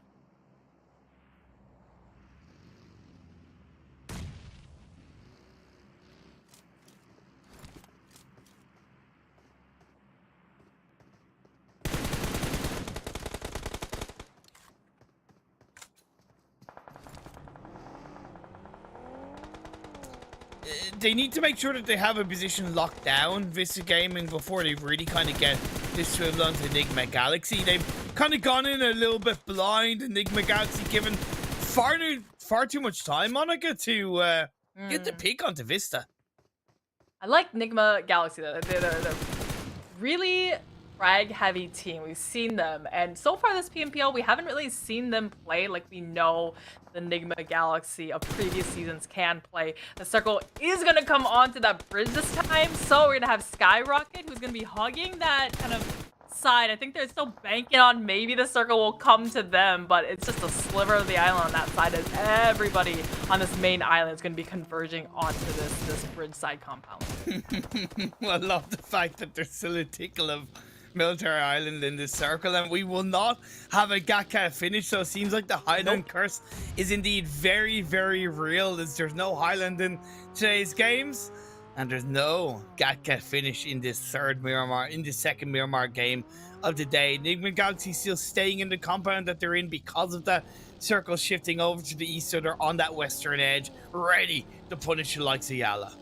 If if you're a team that doesn't like the GEEKAY, they're like, ah, good riddance to Highland. Well, now we have some other circles than GEEKAY because that's not our favorite place to play. YALLA, though, they're going to be rotating actually all the way from Severny all the way down to the Fury Pier area. So this is a team that's really rotated far in this match as we have a little bit of He's trying to make his way, but VISTA, I mean, they're on a rotation of their own as well.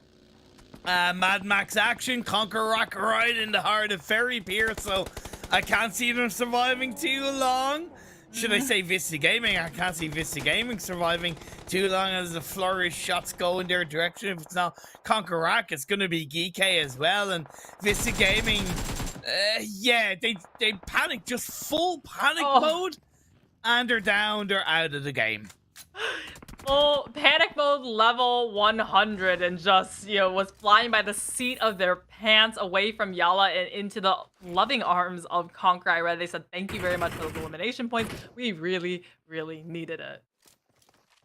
Like, I kind of don't get why they even went in that direction. I would argue that the North Ferry Pier Hills would have been technically a little bit of a safer part to panic rotate to.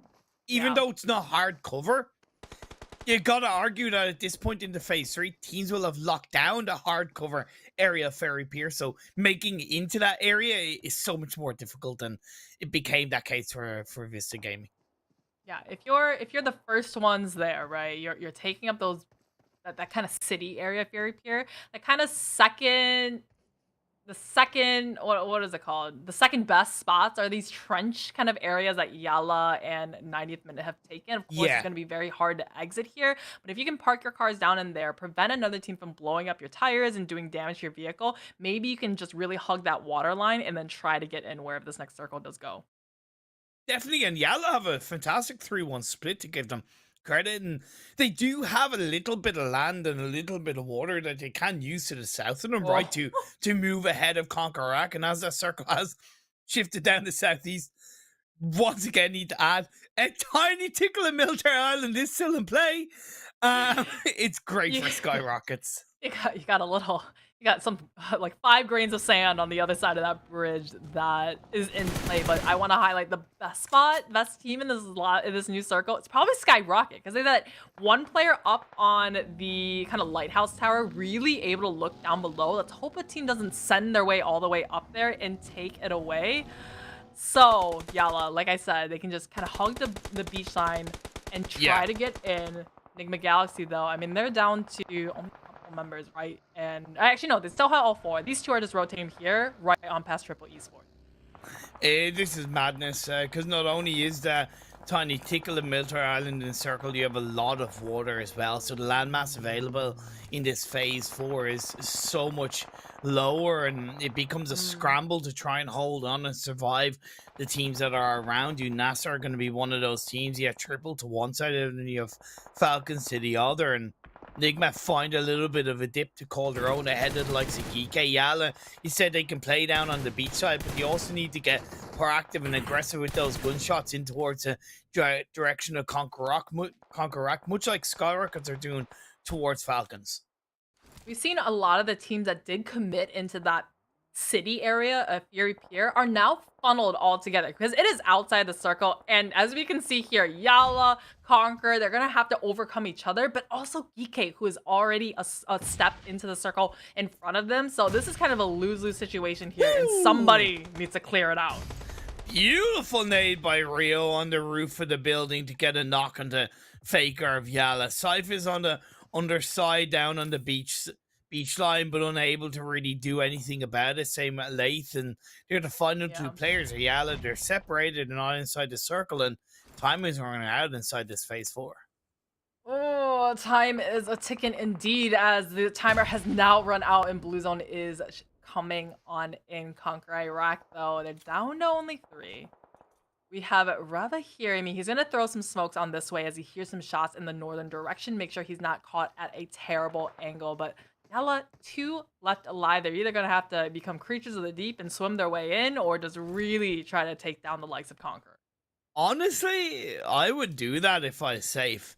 If you can get into the water undetected, you go for that swim path. You go for that water play. POWR Esports play it onto the roadside. 90th minute will have 3 shots in their direction if they choose to get aggressive. Oh. Nade by Lath trying to find one of the CONQUEROR players, but unconnected.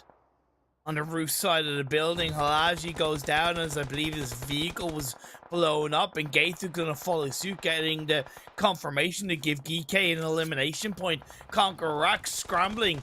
They were slow to move into the edge of the circle, and now the likes of GEEKAY have once again fallen further ahead of them. Fallen further ahead, and now we have the likes of 90th minute on the northern side being a contending factor in this fight as well. 90th minute though, they got to go for a couple of these resets though. They're out in the blue zone circle. It is going to come back this time into the Fury Pier waist side. This time YALLA, I mean, they're trying to fight it. The fight finally breaks up now, but it's going to be a 1 versus 2 Imperium. Yeah, this is really game over for YALLA as the final player goes out in the blue, and that's going to be the end of them. That's all she wrote. We also lose a couple of other teams. The northeastern edge of the circle is a flurry of teams in the form of the only one, Falcon Esports, Major Pride, NASR Esports do have the gatekeeping position. Triple Esports in that northern compound down to the south of the road in a fantastic spot, as do SKYROCKET have a beautiful area inside the circle locked down. Like you said, Triple Esports, a beautiful spot found indeed, because they are by themselves, right? They're in an island of their own. Everyone else is ripping each other to threads, as we see NIGMA Galaxy clearing out the smokes, but nobody is home right in front of them. But Triple Esports, again, they can keep their players up alive as everyone else is scrambling into the circle and losing players. Oh, the only one go out with 0 points. Grabbed. Not a good result for them. NASR still up as a duo. Falcons trying to push back R8 on the cliffside position outside the circle, and we see a scramble for this western edge, southwestern edge between GEEKAY, 90th minute, and CONQUEROR. Nades either direction. Hope has to push out of the building, goes for the pre-fire shot. Somali's going to help them get the knock of the Chodo. This is beautiful by Hope, and now can he push in towards the building? A pre-night goes towards him. He has to move around. He's going to find a second knock, and this is some great play by Hope. Hope, he's looking to clear up on all 3 members of a 90th minute, as it's going to be only one Imad waiting in the corner. Hope is trying to come in now, but just through the smokes, able to find him, and Hope unable to go for the cleanup as he gets knocked right in return. Where is the rest of GEEKAY? Hope did so much, and I get that they're technically distracted by CONQUEROR, but again, focus on one engagement at the time. They're whittled down to 2 players now in the form of Gates and Satan. Let's see if they can do even half of what Hope did in that flurry of shots against 90th minute. R8 go down. It was really a matter of time, because if it wasn't Falcons, it was going to be NASR to pick them off one by one. I think Hope a little bit too confident, right? As we see Falcons now crashing on the track with NASR looking to clear this one up, and it's the drop shot to get the first knock at this engagement.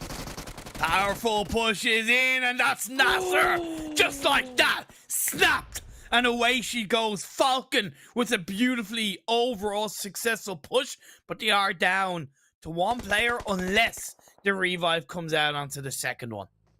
It was a risky play, and not without its casualties, as they have lost multiple members and found outside of the circle. Coming back to Fury Pure for the 2nd consecutive time. SKYROCKET now, they came down from their lighthouse, their kind of huge vantage point. They lost the advantage in the circle, and now they need to rotate past a team like NIGMA Galaxy, as they still have multiple meters to go and conquer. The attention is on them from GEEKAY, as they're trying to as well come over this hill and into the circle.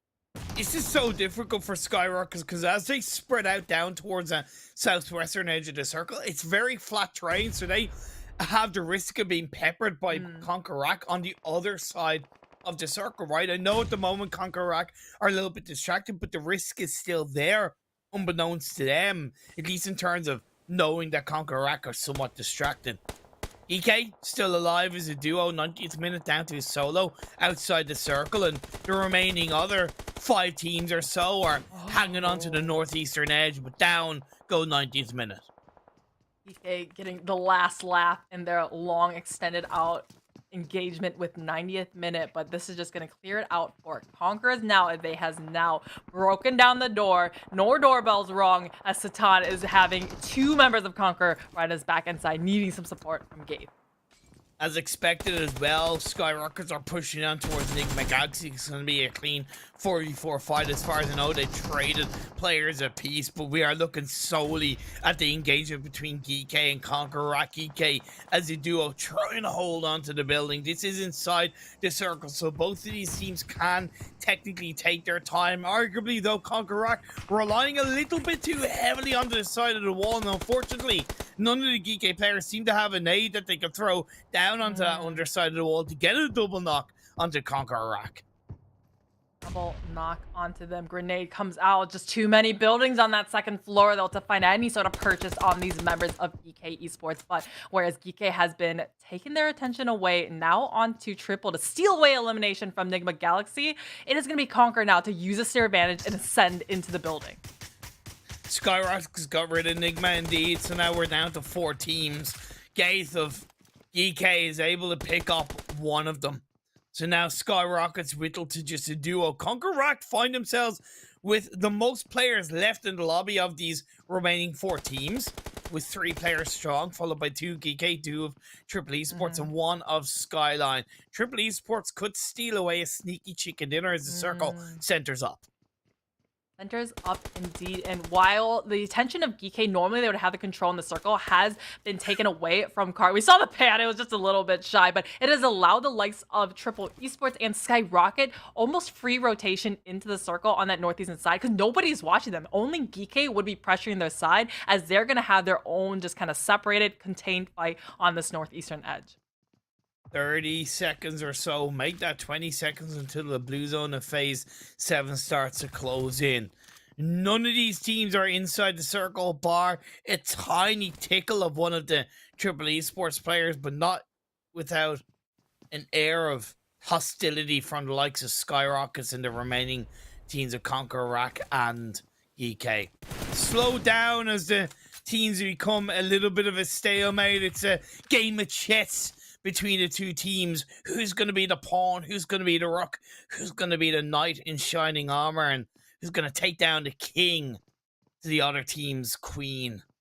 GEEKAY inside the building.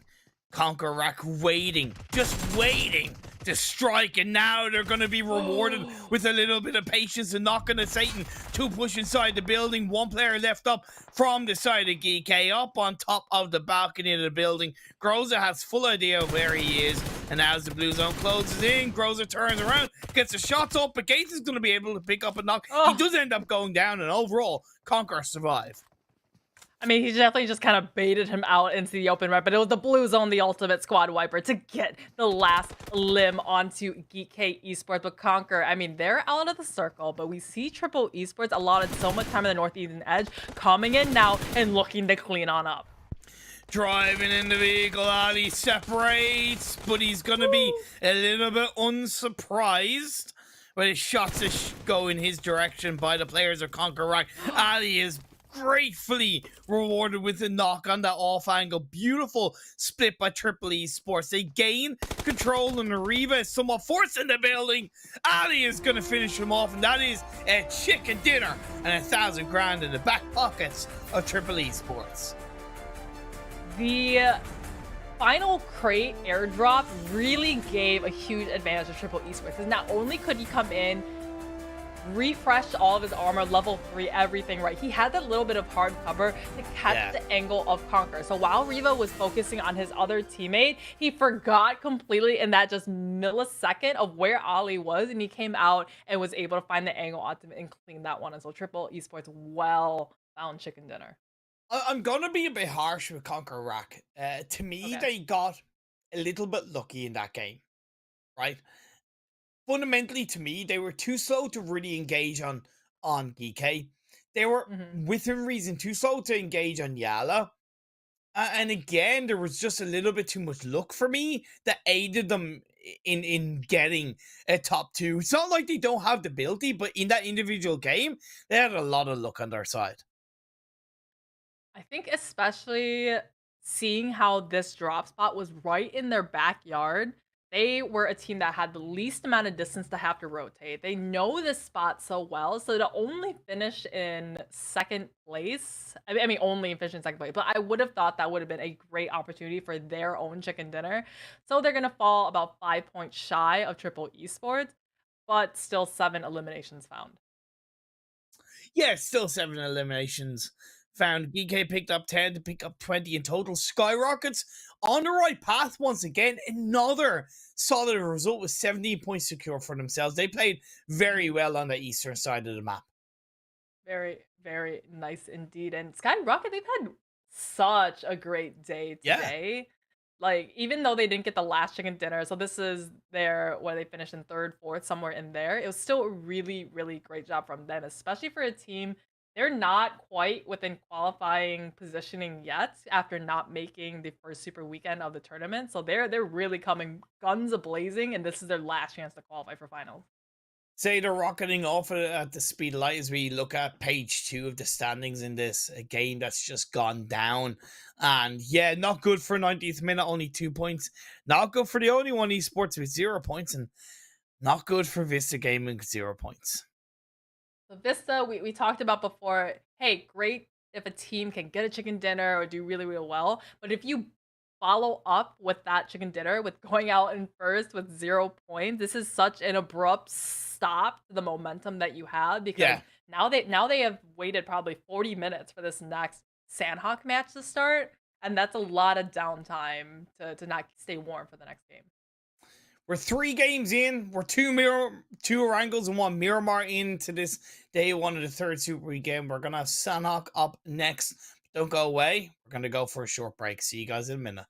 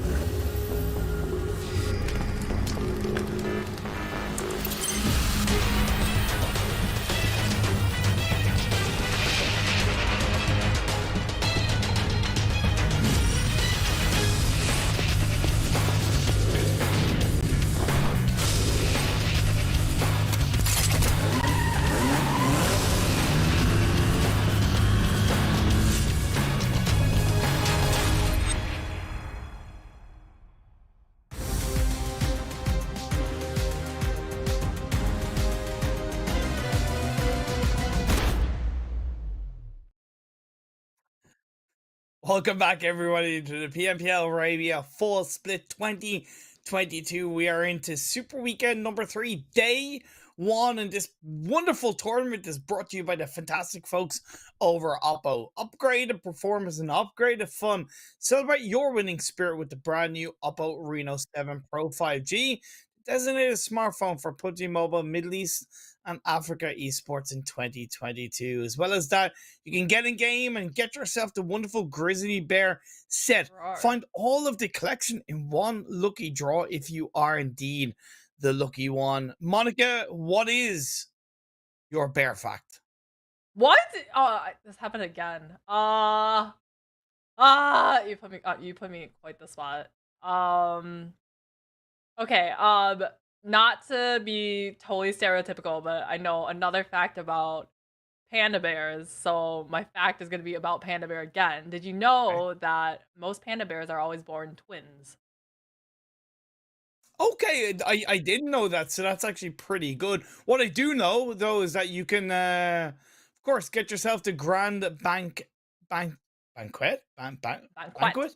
There you go, the banquet. Get the ingredients to make more dishes. Let's share and spread our happiness. As well as that, you can draw for a discount for free every single day, up to 70% off in a group discount. So thank you very much to all of the events that are going on, and we are into the 4th game of the day, Monica, all the way over onto the wonderful map of Sanhok. Wonderful, wonderful indeed. So this is a map that's like a 16th of the size of Erangel in Miramar, right? It's so small. It's super action-packed, and something that we keep seeing time and time again, it is going to be Falcons versus Major Pride in Kampong, and then we have GEEKAY versus YALLA in Boot Camp. I wanna see death and destruction in Sanhok. It seems like GEEKAY are not going for bootcamp though. They are changing their drop spot. Oh, this is very, very interesting. Okay, I really thought that it was gonna be YALLA the first one to leave it because GEEKAY has all the time in the world, right? But I think maybe GEEKAY puts a little bit more, pride or a little more pressure on themselves to still stay at that first place spot. So very interesting indeed that they're there and YALLA's not. It's also interesting that they've gone to Rad's drop spot, a team that aren't in this Super Weekend number 3. So I suppose the question is kind of for the finals, presuming Rad still make it in, will GEEKAY try and fight Rad for this runes drop, or will they go back to boot camp?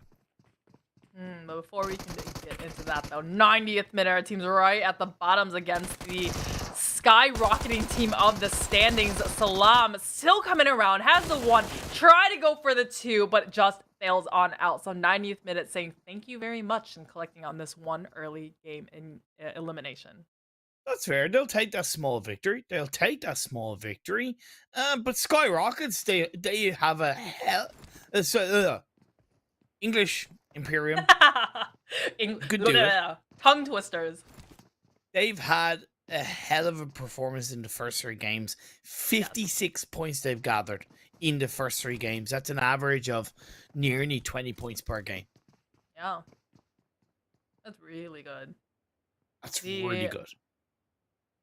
So back over here though, I did mention though, these teams, they always seem to fight in Kampong, right? Let's take a real close look at the replay of how that first elimination was found by the likes of Milky Way, this time on Falcon. So both teams, I think they're pretty even in terms of their hot dropping fights in Kampong. So there's still, I mean, at some point they need to shake hands like YALLA and GEEKAY did, and somehow somebody needs to decide who's going Kampong and who isn't. I just find it hilarious that 2 teams are fighting over Kampong, not gonna lie. I get that it can be a decent location to play from because you have pretty clean entry points into a lot of these circles between the hills around it and the main roads. But I still don't look at it as a priority compound to get locked down. Maybe because if you go further down south, you're in docks, and that's really not a good place to be in. Up north, Loquia is kind of locked down by the likes of Triple Esports, so both teams really feel like there's nowhere else to go. Still, to me, it's weird how they're fighting over. Nowhere left to go. It's definitely gonna be never alone, stuck behind a rock over here. I mean, at some point, if he's I mean, he had his invisible eye there. We have Nomi caught with his pants down, and that's gonna turn the tides. Gonna be even on either side. A 3v3 now, Imperium in Kampong. Yeah, and we'll know where Never Alone is, so his solo position is definitely more heavily exposed, and he's unlikely to be able to make an impact in this engagement until the rest of his team do. So even though they've been able to make it an even 3v3 fight, the control is still in the arms of Major Pride, but at the moment they're going in for kind of solo 1v1 plays. Milky Way FPP mode, pre-fire is in, but he's gonna get dropped down to his knees by Youssef. That's some great individual prowess from Youssef, and he's joined by his teammate with the S12K. I gotta write this time, Monica, to get the confirmation onto Milky Way. Frozen is hanging up towards the stairs, but you see one on the roof side. He gets a swivel on it, but the S12K can't hold him back any longer, and that's some great play by Team Falcons. I did say that they wouldn't, that Never Alone wouldn't be able to get involved until his teammate did something about it, and they did something about it. Falcons is playing this right. Major Pride, like you said, keeps pushing the 1v1 and just keeps getting caught, as Falcons is the first team in this engagement to really, utilize their team members. They're pushing the 2v1, taking the safe fight and not just going for the RNG like, hey, can I win you, or can I win this fight against one or two players? Now Falcons mobilizing together, 3 of them going against the one. Yen standing out in the open, actually waiting for them to come through as the UMP, but it is just not quite enough when you have 3 huge birds of prey all shooting down at him. So Major Pride, first one out of the lobby. Not only a solid turnaround for Falcons in the fact that they were the first team out of to lose a player, and they still got, like I said, got the turnaround. But again, done in under 6 minutes is pretty good. It gives them a lot more time to move into the southeastern edge of the circle. They have an open space because Triple Esports have moved further in. We are seeing teams migrating up towards the north. And fair, Monica, we haven't really talked too much about this phase on circle. We haven't. It's up on the northern side, right? And this is right into the hands of a team like POWR, like R8, who go up in the Tapma, Cow area, and Paradise Resorts. Really big spreads and having a lot of control on the northern side. But yeah, in Sanhok, though, you definitely want to get in the circle fast, because it's really hard to rotate here. Unless you have the vehicles, which they don't spawn a lot, but it's hard to rotate on the open few hillsides where anybody could be hiding behind any of the rocks. There's still a threat that it could end in the Northwest Islands. That's something that the teams will want to consider. POWR kind of have a little bit of an entry point lockdown for it if they want to, at least in the early game, on a pretty confident 2-1-1 split, I would argue. And YALLA in their own right have that coastline position to the north of boot camp well secured. Well secured indeed, but CONQUEROR, I mean, they're just coming on. But before we can get into that, it's VISTA Gaming. NASR on one side and Road to Glory on the other. And VISTA, they went out first the last match after winning the match in Miramar. So really just ping-ponging up and down the standings. Unsure when they can find their momentum to stay consistent here. But I think they're going to catch a break here as NASR rotates a little bit further away. A few teams really to the south of Paradise Resort that need to be careful. RTG, VISTA, NASR.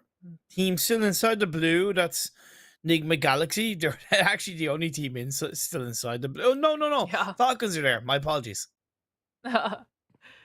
Well, Falcons, they could be setting themselves up for a pretty good match, right? Because in previous matches where they and Major Pride stay out in Kampong for 15+ minutes and finally somebody wins the fight that late, it's too late at that point to really come into the circle and have a good game. So here, able to do what we said, 6 minutes, you said, that they're able to clean it up. Now they can just proceed as usual and then come into the circle.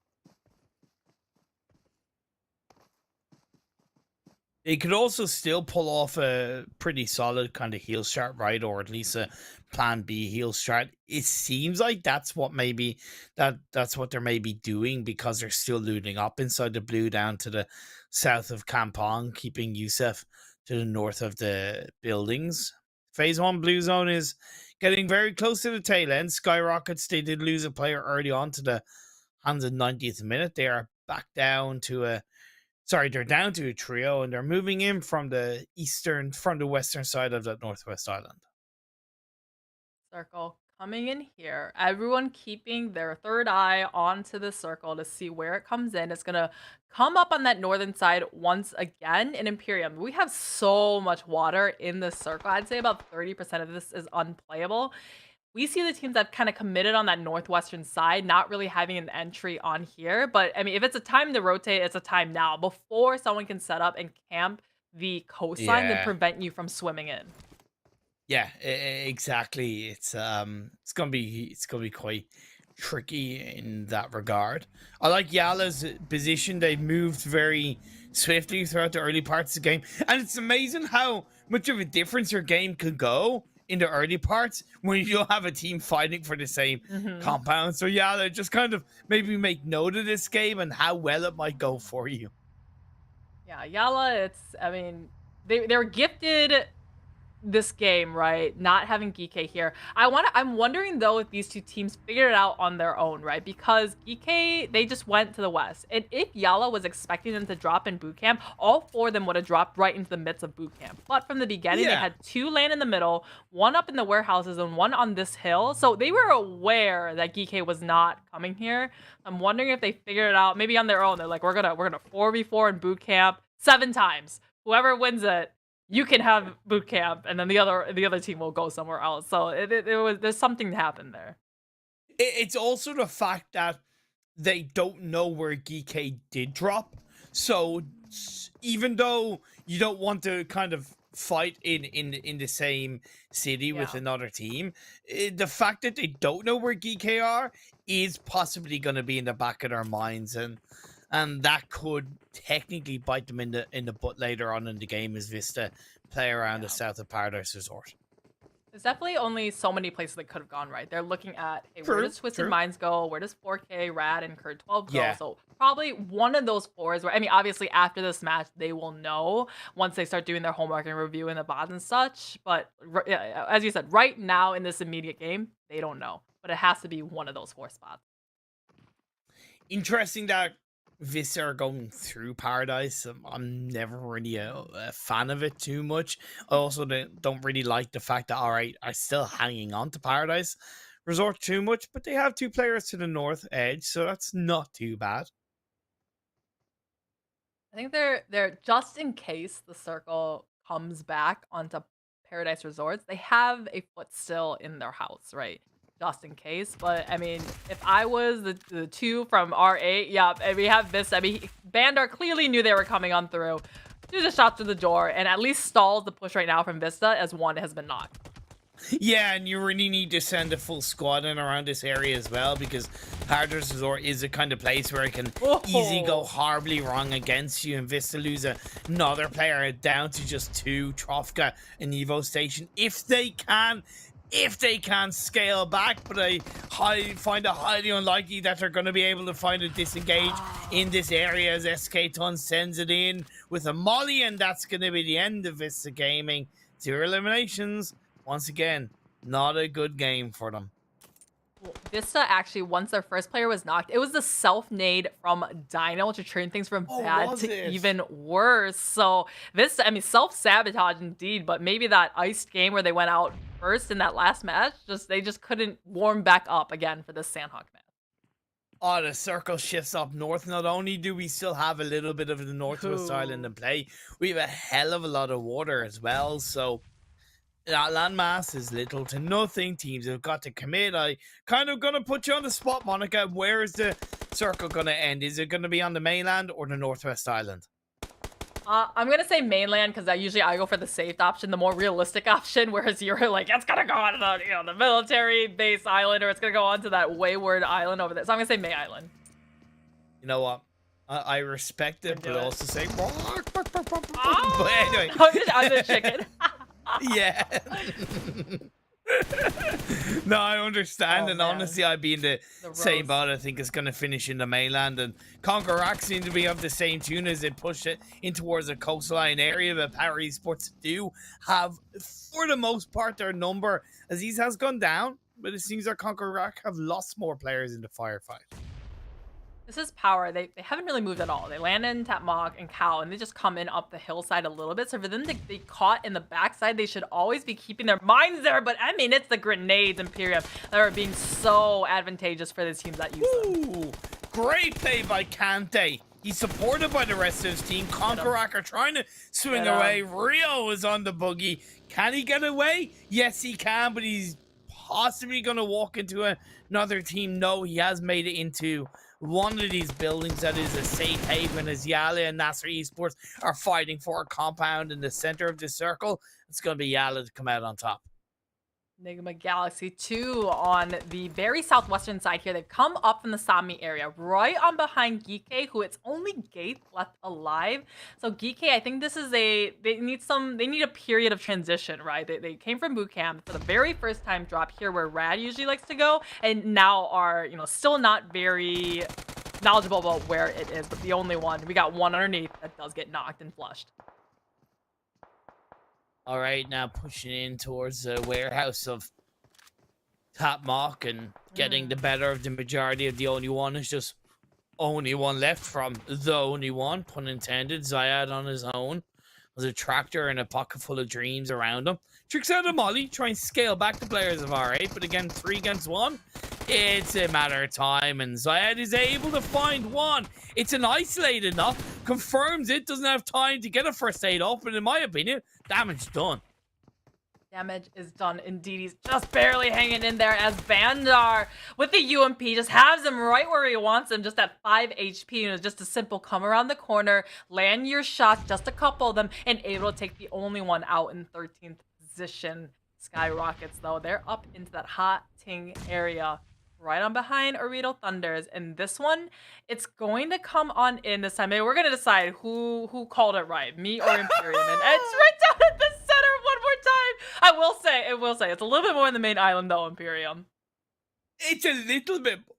You gotta say, though, it could still end in the Northwest Island, right? The majority of the circle shifted away from the mainland.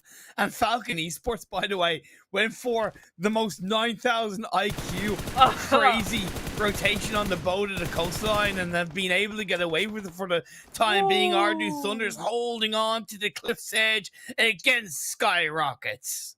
Man, SKYROCKET, why are they so split up, though? We saw 2 up on the coastline. I guess it was just, hey, we're going to literally divide and conquer. 2 of you go on the north side and be the distraction as easy now just slipped in on the opposite side of the city. I mean, I guess that's a choice, right? That's a choice. But his dog is hanging out. He didn't even pick up his dog to help him into the truck. So his dog is just going to be out there in the open, hopefully not got out by OOREDOO Thunder. Yeah, but all the dog hair will get on the truck, Monica. Like, and cleaning dog hair off truck seats. That's not easy. The animal cruelty if they go for the dog. Although I'm actually now that I think about it, I don't think they can see the companion of your enemies, though. So it's not just a dead giveaway of where you are. Do you put your cat in your car? When we go to the vet. Wait, is it just in the car, or is it in a cage in the car? It's in like a cage. See, just, terrible. But anyway, why? Obviously, I know, obviously that's perfectly normal. Anyway, this game goes on, and 90th minute holding on to the bridge inside the circle, but they do have RTG a little bit around them. RTG are swimming with the fishes. It seems NIGMA Galaxy are still on that Northwest Island, and SKYROCKETs and OOREDOO Thunders still locking down Hate. 90th minute, they have control of the bridge. They're the tolls, and they're requesting, you know, a couple of dollars if you want to pass on here, but nobody has any money on them here because they're going to prevent anyone from coming in. Falcons, after that huge rotation, right next to that solo of Conquer, remember he made a huge eject, got into these compounds, trying to survive as long as possible, but you have so many members of Falcons surrounding all the way around. Do they know that he's there? It doesn't look like Rio has moved at all, and yeah, it is a matter of seconds because they're going to move from building to building, and they're doing it as a duo while DeMar shoots towards Kante and the rest of Power Esports, and yeah, Rio's found out, he's exposed, he's taken out, and the next circle shifts down south. Okay, so now it's come on the main island, so you can stuff it, Imperium, because it's come my way this time. But, I mean, the rest of them, that's really unfortunate for the likes of OOREDOO Thunder, for NIGMA Galaxy, because they have to come across, not only, I mean, they can swim, I guess, but 90th minute is all set up on the top of this bridge, and there's no easy crossing for them. Oh yeah, unless Roof has like a load of meds, which I wouldn't be surprised. As far as now, he's normally the designated med holder for the team. Oh, unfortunately, he couldn't get a seat before we had a look at the replay of what Falcons did to the final player. There you go. Yeah, he doesn't even have a load of meds. What they did, just so cruel to them. 90th minute, I mean, they are very spread on the bridge, so they do have some that are in the circle, but as they leave the ball back here to watch as, well, NIGMA Galaxy, I mean, running out into the open, obviously there's somebody here because he got shot at him before, with free elimination given to Jabal, but he, at some point, he needs to move as well, and the other teams already in the circle, like YALLA, are going to be keeping their eyes on him. That's true, that's true. Ardus Thunder swam across the water from Hating, and they are being greeted by Team Falcons. It's not a friendly greeting, though. It's in the form of a hail of bullets as they have to move out of the blue and into the northern edge of the circle themselves, where Power Esports are waiting on the underside of the black hole of the abyss inside this mainland wasteland. The circle shifts down south once again. Absolutely fantastic shift for 90th minute.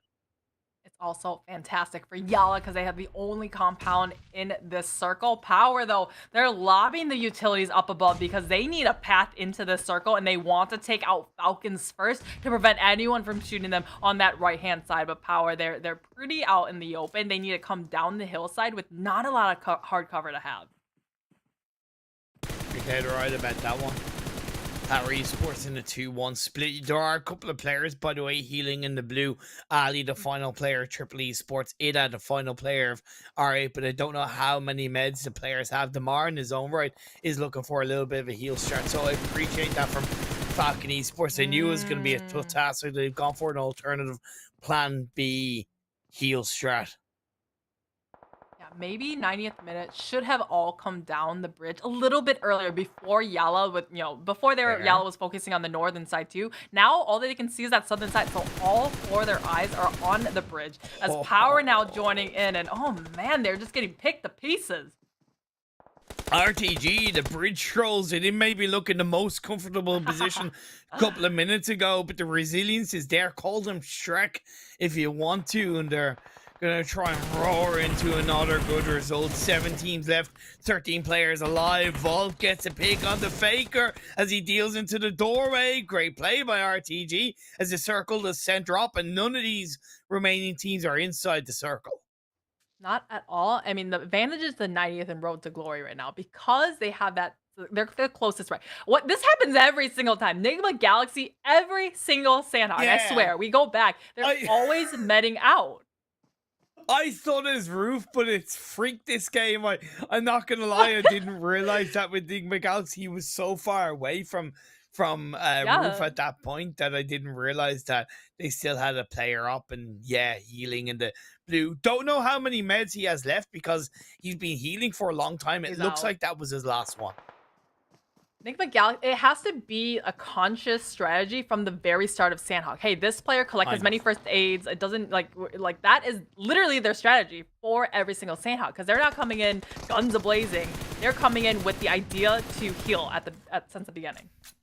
Bomba gets a push onto POWR Esports, a double knockout. Confirmation of squad wipe in play. Yeah, to finish off POWR Esports, and we are down to just 2 teams. There's none healing in the blue. This is bygone v bygone. This is 3v3. YALLA have taken a bit of damage, but the first aid has been successfully executed onto Bomba. So up to 75% health. Navo, in his own right, playing on the coastline, is knocked down by a safe nade. Puts it down to 3v2 against RTG, and the final play comes through, the final shot, the final bullets, and a chicken dinner for YALLA Esports. YALLA finally getting their piece of the cake and the $1,000 for their chicken dinner on Sanhok.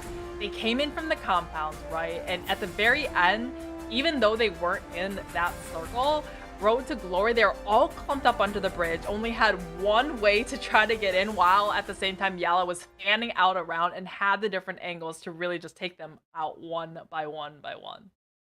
It's also, once again, and it's kind of like I mentioned it at the start of the game, it's amazing what kind of results you can get when you don't have a team dropping on you. So I really hope that YALLA maybe recognize that even if GEEKAY want to continue to contest them into the finals, that it might be better off if they let GEEKAY have bootcamp and YALLA play for somewhere else. I'm hoping GEEKAY can find a little bit more, better of a performance on Sanhok, especially after giving up the bootcamp area. But that was great for both teams to recognize that, because they were having these long drawn out fights in bootcamp, and then teams like R8, like POWR from far away, were recognizing that this was such a long drawn out fight, and they would just roll into bootcamp at the 10-minute mark and just clean up on all the teams still left in bootcamp. Teams that locked down that northern side, YALLA and POWR Esports, got a successful result, a surprisingly solid result for RTG playing on the underside of the bridge. Team Falcons as well. They did end up kind of doing what I thought they might be doing, which is pulling off a heel shot, but again, credit to them, because they went for a bit of a 9,000 IQ rotation on the boat. They played on the very northern tip of the water, and normally I wouldn't recommend it. Normally I'd say it's a bad idea, but I also understand why it worked for Falcons in that situation. Well, let's look at the second page. Those ones that were not quite so fortunate in this Sanhok match. So GEEKAY, like we said, decided to vacate bootcamp, went instead to the ruins area where Rad normally does go, and they only got 2 points to show for it. So maybe a little bit more learning of rotations and such to be had on their end, because they're used to bootcamp and then rotating from the central position. Now being so far out, it's a little bit harder, right? Especially landing next to a team like NIGMA Galaxy. Yeah, exactly. And it's just something that if they want to stick to that area, they can adjust, they can understand it coming into later Sanhok games across this super weekend. We are going to go for a short break. I'm excited to see the overall standings, so don't go away. See you guys in a few minutes.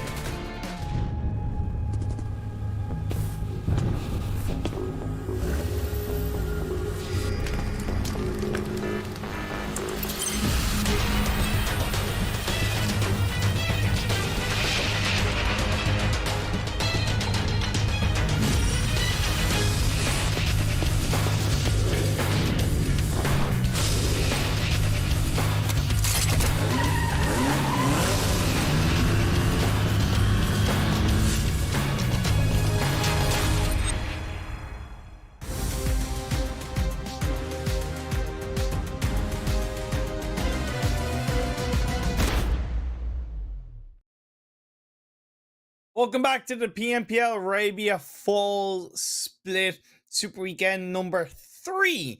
Day number 1 of the final Super Weekend. Brought to you by the fantastic folks over at Oppo. Upgraded performance and upgraded fun. Celebrate your winning spirit. Brand new Oppo Reno 7 Pro 5G, the designated smartphone for PUBG Mobile and Middle East and Africa esports in 2022, as well as Oppo. Gotta thank and shout out the wonderful folks over at Monster, the official energy drink partner for PUBG Mobile esports. Monica, lots of energy on board as we are getting into the final game of the day. Very last one. So this is the one that's going to really set the tone for the rest of the weekend, right? Going into day number 2. I want to see though in PRM, how have these teams been doing overall in the standings of Super Weekends? Looking at the top 8 at least, Twisted Minds have dropped down to 6. Not as many positional drops as maybe I expected, but R8 should very quickly jump ahead of them, and to an extent YALLA Esports, especially off the back of that chicken dinner. GEEKAY have hit that 400-point mark as well. Jeez. 400 points. So now, at the beginning of the day, we started with, what, 112 points, I think, difference. I think we're back at that 112-point difference now between them and Major Pride. Oh, yeah. But the team below from GEEKAY, they started at, what, 250 points? So these teams, across 5 or 4 matches, they've only gotten maybe 30 or so points. So there's a lot of, I guess, sharing of points below GEEKAY. Well, to be fair, Major Prize, should I say, were in joint third with NASR Esports coming into today's games. And even though it's only been 37 points across 4 games, it is still a jump up into second place overall. Let's say we go to the second page soon enough once we see our pretty faces for a second. But yeah, I'm excited to see the second page and check out what teams have kind of made things a little bit more comfortable for themselves. So remember, it's top 16 to get into finals, and this is the last weekend. So one more match today, and then we still have 5 tomorrow, and then 5 the day after that to get as many points as possible. The ones that aren't competing here, the ones that are not adding points to their tally, is Twisted Minds. That was on the first page, but it's 4K, it's Rad. They're staying stagnant for now. I haven't really seen a lot of teams overcome them right now, but of course it's been only day 1 out of the entire weekend so far. Road to Glory have jumped ahead of them. They're the only team to jump ahead of them at the moment. OOREDOO Thunder are now only, 18 points behind them. Team Falcons are only 28 points behind them. They should both jump ahead. What is important for the likes of Team Falcons is that they have made a decent push in terms of the points they've acquired in today's games, as well as SKYROCKET Esports. Like I said, they've gained 57 points in 4 games. That's still an absolutely wonderful average. So teams just on average in the Super Weekends, just talking to very generally, they hit about 100 points or so in a given weekend. So for a team like CONQUEROR, that, I mean, they definitely are really close to the bottom, despite being a team that we know can perform really, really well. I mean, they've had some decent games compared to, especially last week where they didn't even qualify for Super Weekend, but they're still right on that 16th spot. Yeah, definitely. It's still that 16th spot. I'm hoping that, well, for them, they are hoping they have a little bit more of a comfortable cushion ahead of 17th spot. The threat is still there, right? Especially if they're still in 16th. They need to jump ahead of 15th. They need to jump ahead of Rad, more importantly, and the sooner they do that, the easier the job becomes in the last final games of day number 3 in the Super Weekend. CONQUEROR Iraq being in that 16th spot too, I'd be a little worried because not only do they have a lot of points to get, they also have SKYROCKET VISTA. They've had some really big games today, so they're still on the momentum, I think, despite VISTA losing a couple of matches, like going out way too early. I think there's still some great potential from those teams below. The bottom 4 as of right now, and the only one, Esports, are in 115th. They have officially dropped out of the top 16, and it's unfortunately something I expected to happen. Are they far behind CONQUEROR? No, they're not that far behind. They are currently, as of right now, only 4 points. But out of the two teams, CONQUEROR have performed a little bit better. And out of the two teams, I would expect CONQUEROR to perform a lot better, to be fair. Well, the only one, they've made all the super weekends, right? It's not like they can they can just blame it on, hey, I haven't made a super weekend, so my points are this low. Look, they have played 34 matches compared to a team like Yeah. 90 who didn't make last super weekend, I think it was. So like there's no excuses for the only one's poor place in the overalls. It's just they've just been playing badly. It's the typical thing where, again, they're playing the league. Weeks were very much beneficial to making it into the super weekend, but that play style does not and will not and has not transferred to the super weekend games. They're currently on an average of only 4.4 points per game as we get into the final game of the day. Yeah, you cannot play to just survive, right? It's not like, okay, we're gonna loot and then rotate and just keep our heads down and not make any sort of eye contact with anyone. You have to play like you are the GEEKAYs, that you are like the really strong teams of this lobby, and go for every single elimination that you can find.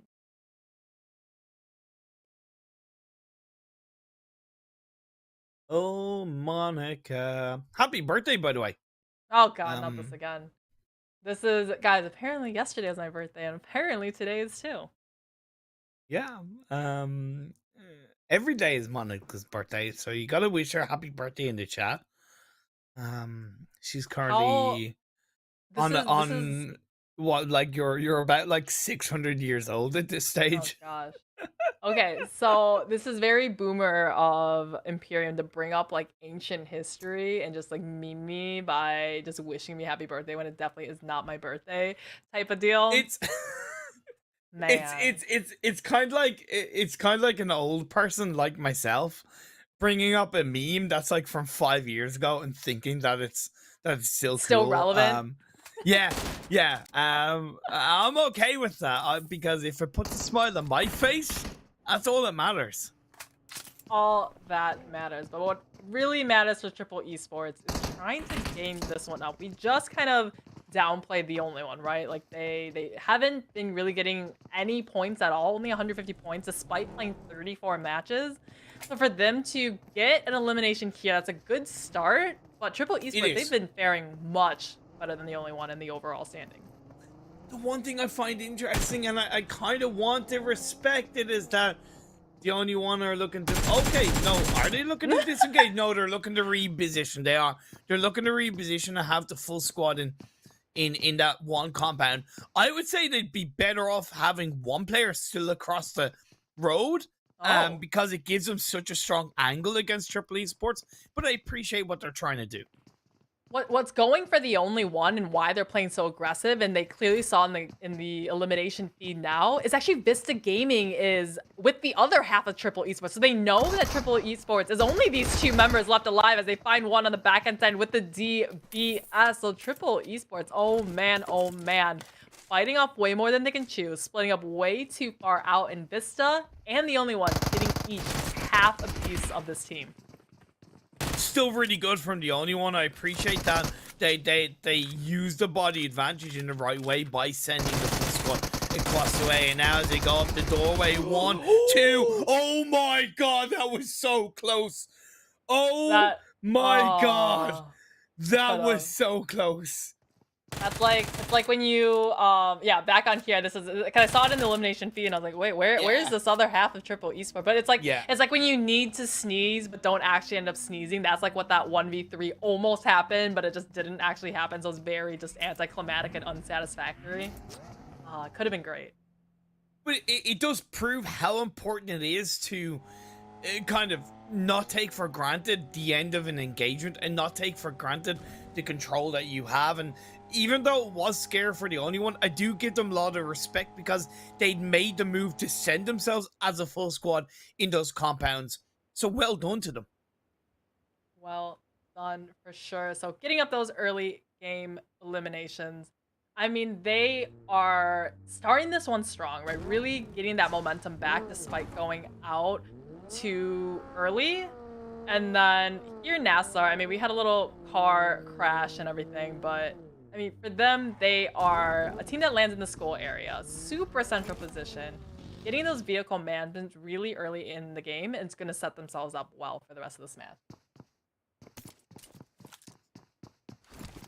Andre be mean to us in the group chat between us casters and producers. Careful what you're saying. Don't be too mean to us. Bullied. As R8 are playing on the northwest side to be more specific. Even Ida has Zarky locked down. Again, understanding that as of right now, SKYROCKET are still looking to kind of contend around that North George Paul area. So they have the eastern side, R8 have the western side of it. NIGMA Galaxy. One team that we kind of criticized a bit for staying way too long in Pochinki. When you look at other teams in other regions, right? It's same map, same drop spots. You can draw a lot of parallels between, hey, this team that lands in Pochinki in this region, you know, should have very similar strategies and rotations as another team in, let's say, a different region that also lands in Pochinki, right? But this is the only team that I've ever seen that lands in Pochinki and plays this really late edge game, and it just doesn't really work out for them, because any other team in any other region that lands in Pochinki will go central first. Like at this point in the game, 5 minutes, 6 minutes, they're already rotating into the central position. I know, and I kind of don't want to go. I kind of don't want to bring it up too much more because it's just not something they're changing. Until we see a bit of a change, it's just not really worth kind of mentioning too much. The one caveat I kind of want to say is it's not the PMPL finals, right? And the PMPL finals is where I believe a team will play at an optimal level, whether that's rotating early or not. So it's a good thing to observe per se, but it doesn't, it's just NIGMA doing NIGMA things. It's like teaching an old dog new tricks or teaching a boomer new jokes. It's just not gonna happen. Whoa, slander! I feel personally attacked right now. I caught you off guard with that one. I was like, he's gonna think I'm saying something super serious, and I just come in here slandering Imperium. Hashtag cancel Monica in chat, please. It's, you know, like, absolutely terrible. Bullying co-casters live on stream. It's terrible. Like, Monica, why you gotta make me cry like that? What's kind of terrible is 90th minute. They stalled their rotation and argued amongst each other. We saw this happen before, where a player who spend a lot of money has the supercar skin. If he sits in the car, the skin will stay, so his other teammate will get the skin, you know, and get it, you know, cool, I get it for free, I didn't have to pay anything for it. But they literally stalled their entire rotation, all four stacked up on each other, just to exchange out a couple of skins to then continue on into the circle. That's what man. Look, if you're gonna play the game and you're not gonna play very good, you might as well not play very good while looking good doing it, right? That's literally a meme. That's like, you spent all this money on skins and you're just dying. It's like, hey, at least I'm dying in fashion, okay? At least I look good. It's so true. Now Major Price swings to the northern side of the bridge, looking to catch out SKYROCKET's off the back of their rotation away from the eastern side of North George. SKYROCKET's gone into the Q compound, which is a fantastic compound to lock onto, but I gotta give credit to Major Pride for just kind of sending that little bit of a message to SKYROCKET saying, hey, look, you want to be close to us? We will put you under pressure. So this is Major Pride has now come back to South Georgia Pole, right? We saw in the previous Erangel game, they couldn't make it all the way there, so they landed on that Slavnovka island. That was a little bit of a, hey, surprise, R8 had that northern side completely for free. So this time coming on back, they have to just, you know, be aware of that, right? They can't just, R8 can't just assume, hey, we have it for free once again, and then just roll right on through Major Pride because he came all the way, they came to their normal draw spot again. But Circle, about to close on one more time. This is way up in that northeast side. The river's still in play, but an unexpected hard shift up towards the northeast. Not only for myself, but I would argue most of the teams. It does create a bit of a cluster around that southwestern edge. Rossok rotating around the bridges and the river. It's going to be quite difficult. Road to Glory, they're delighted with this one, right? They have that Oh, yeah. northern side. They had a lot of time to loot, and no one's going to be in this general area for now. But you can assume that a lot of these teams, especially on the southwestern side, identified the circle, one in the northwest, and you might see VISTA, you might see CONQUEROR, you already see NIGMA Galaxy kind of doing it, wide rotating up to try to avoid the central traffic jam and try to find a very clear way into the zone.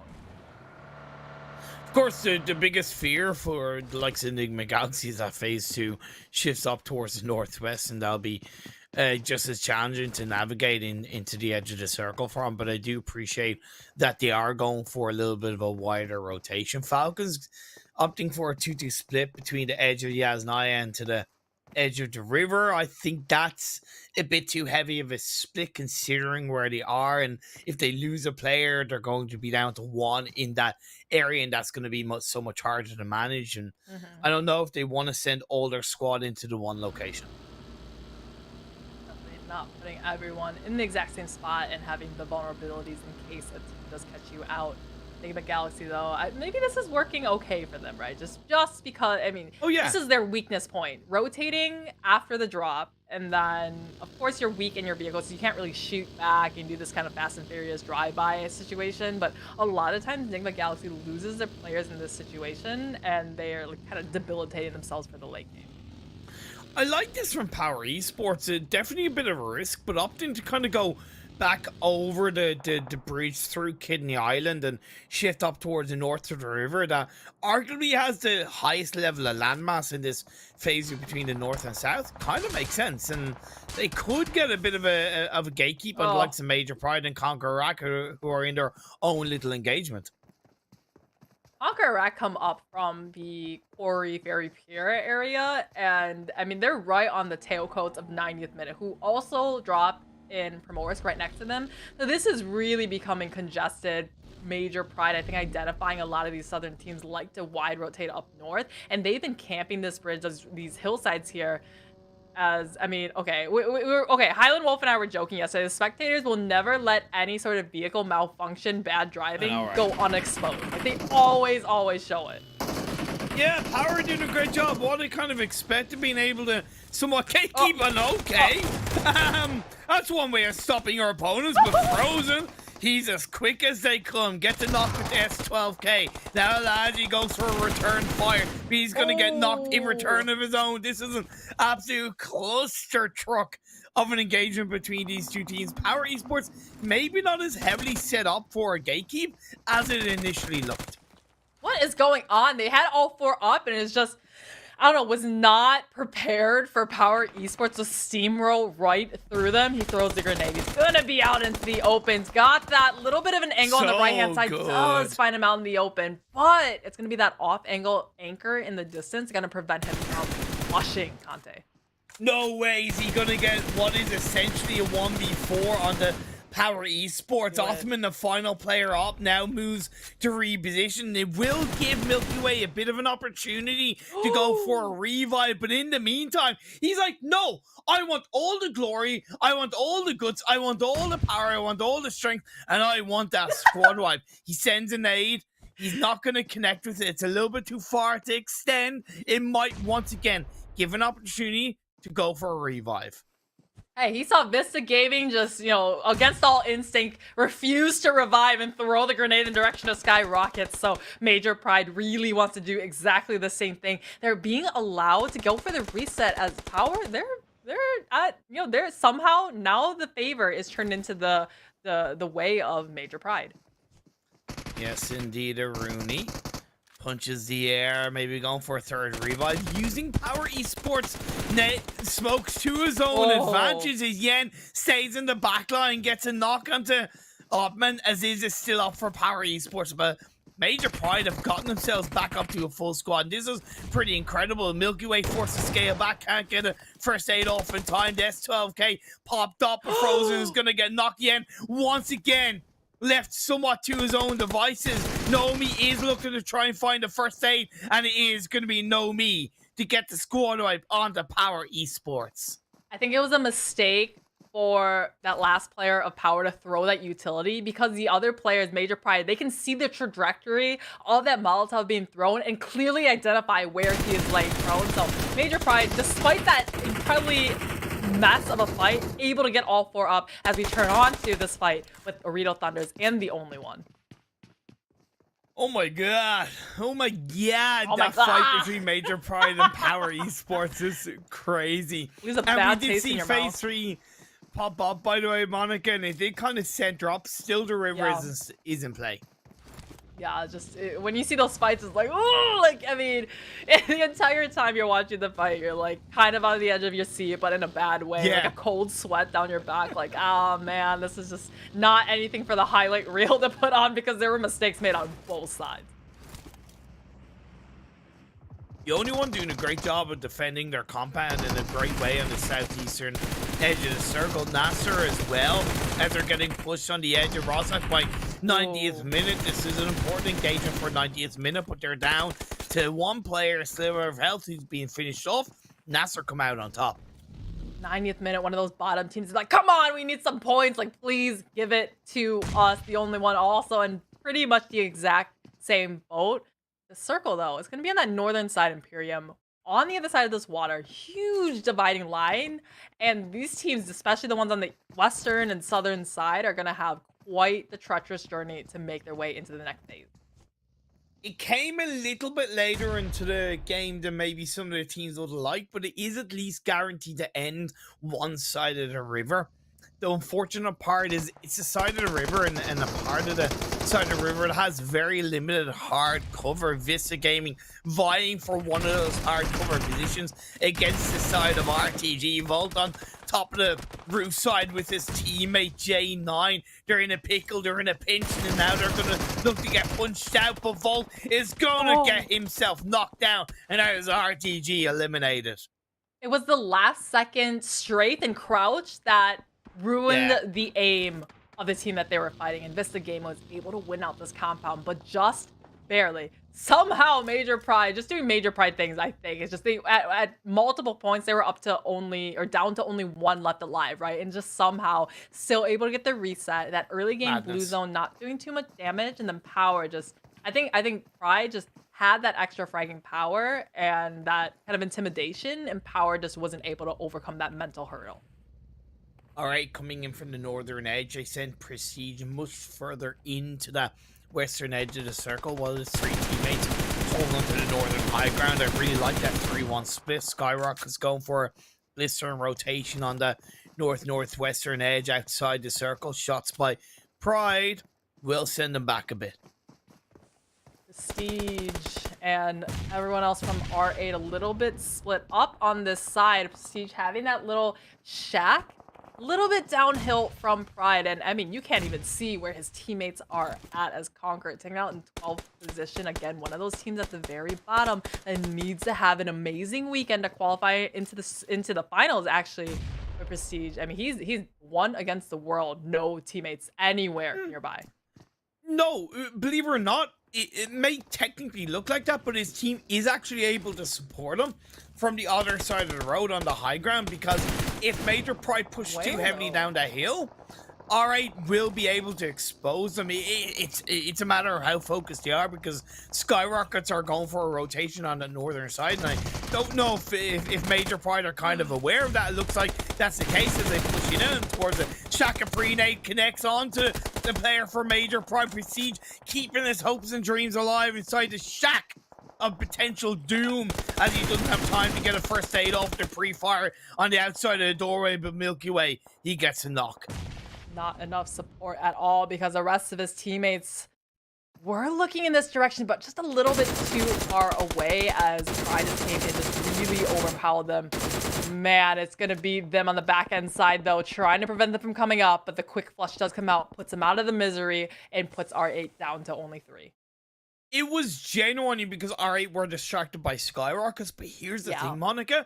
As we're getting into the next circle shift, I still really like what R8 did because they didn't put all their eggs in one basket. Prestige was still able to slow down Major Pride, pick up an elimination point, and he did carve a lot more information for the rest of his team. And luckily, the circle does center up.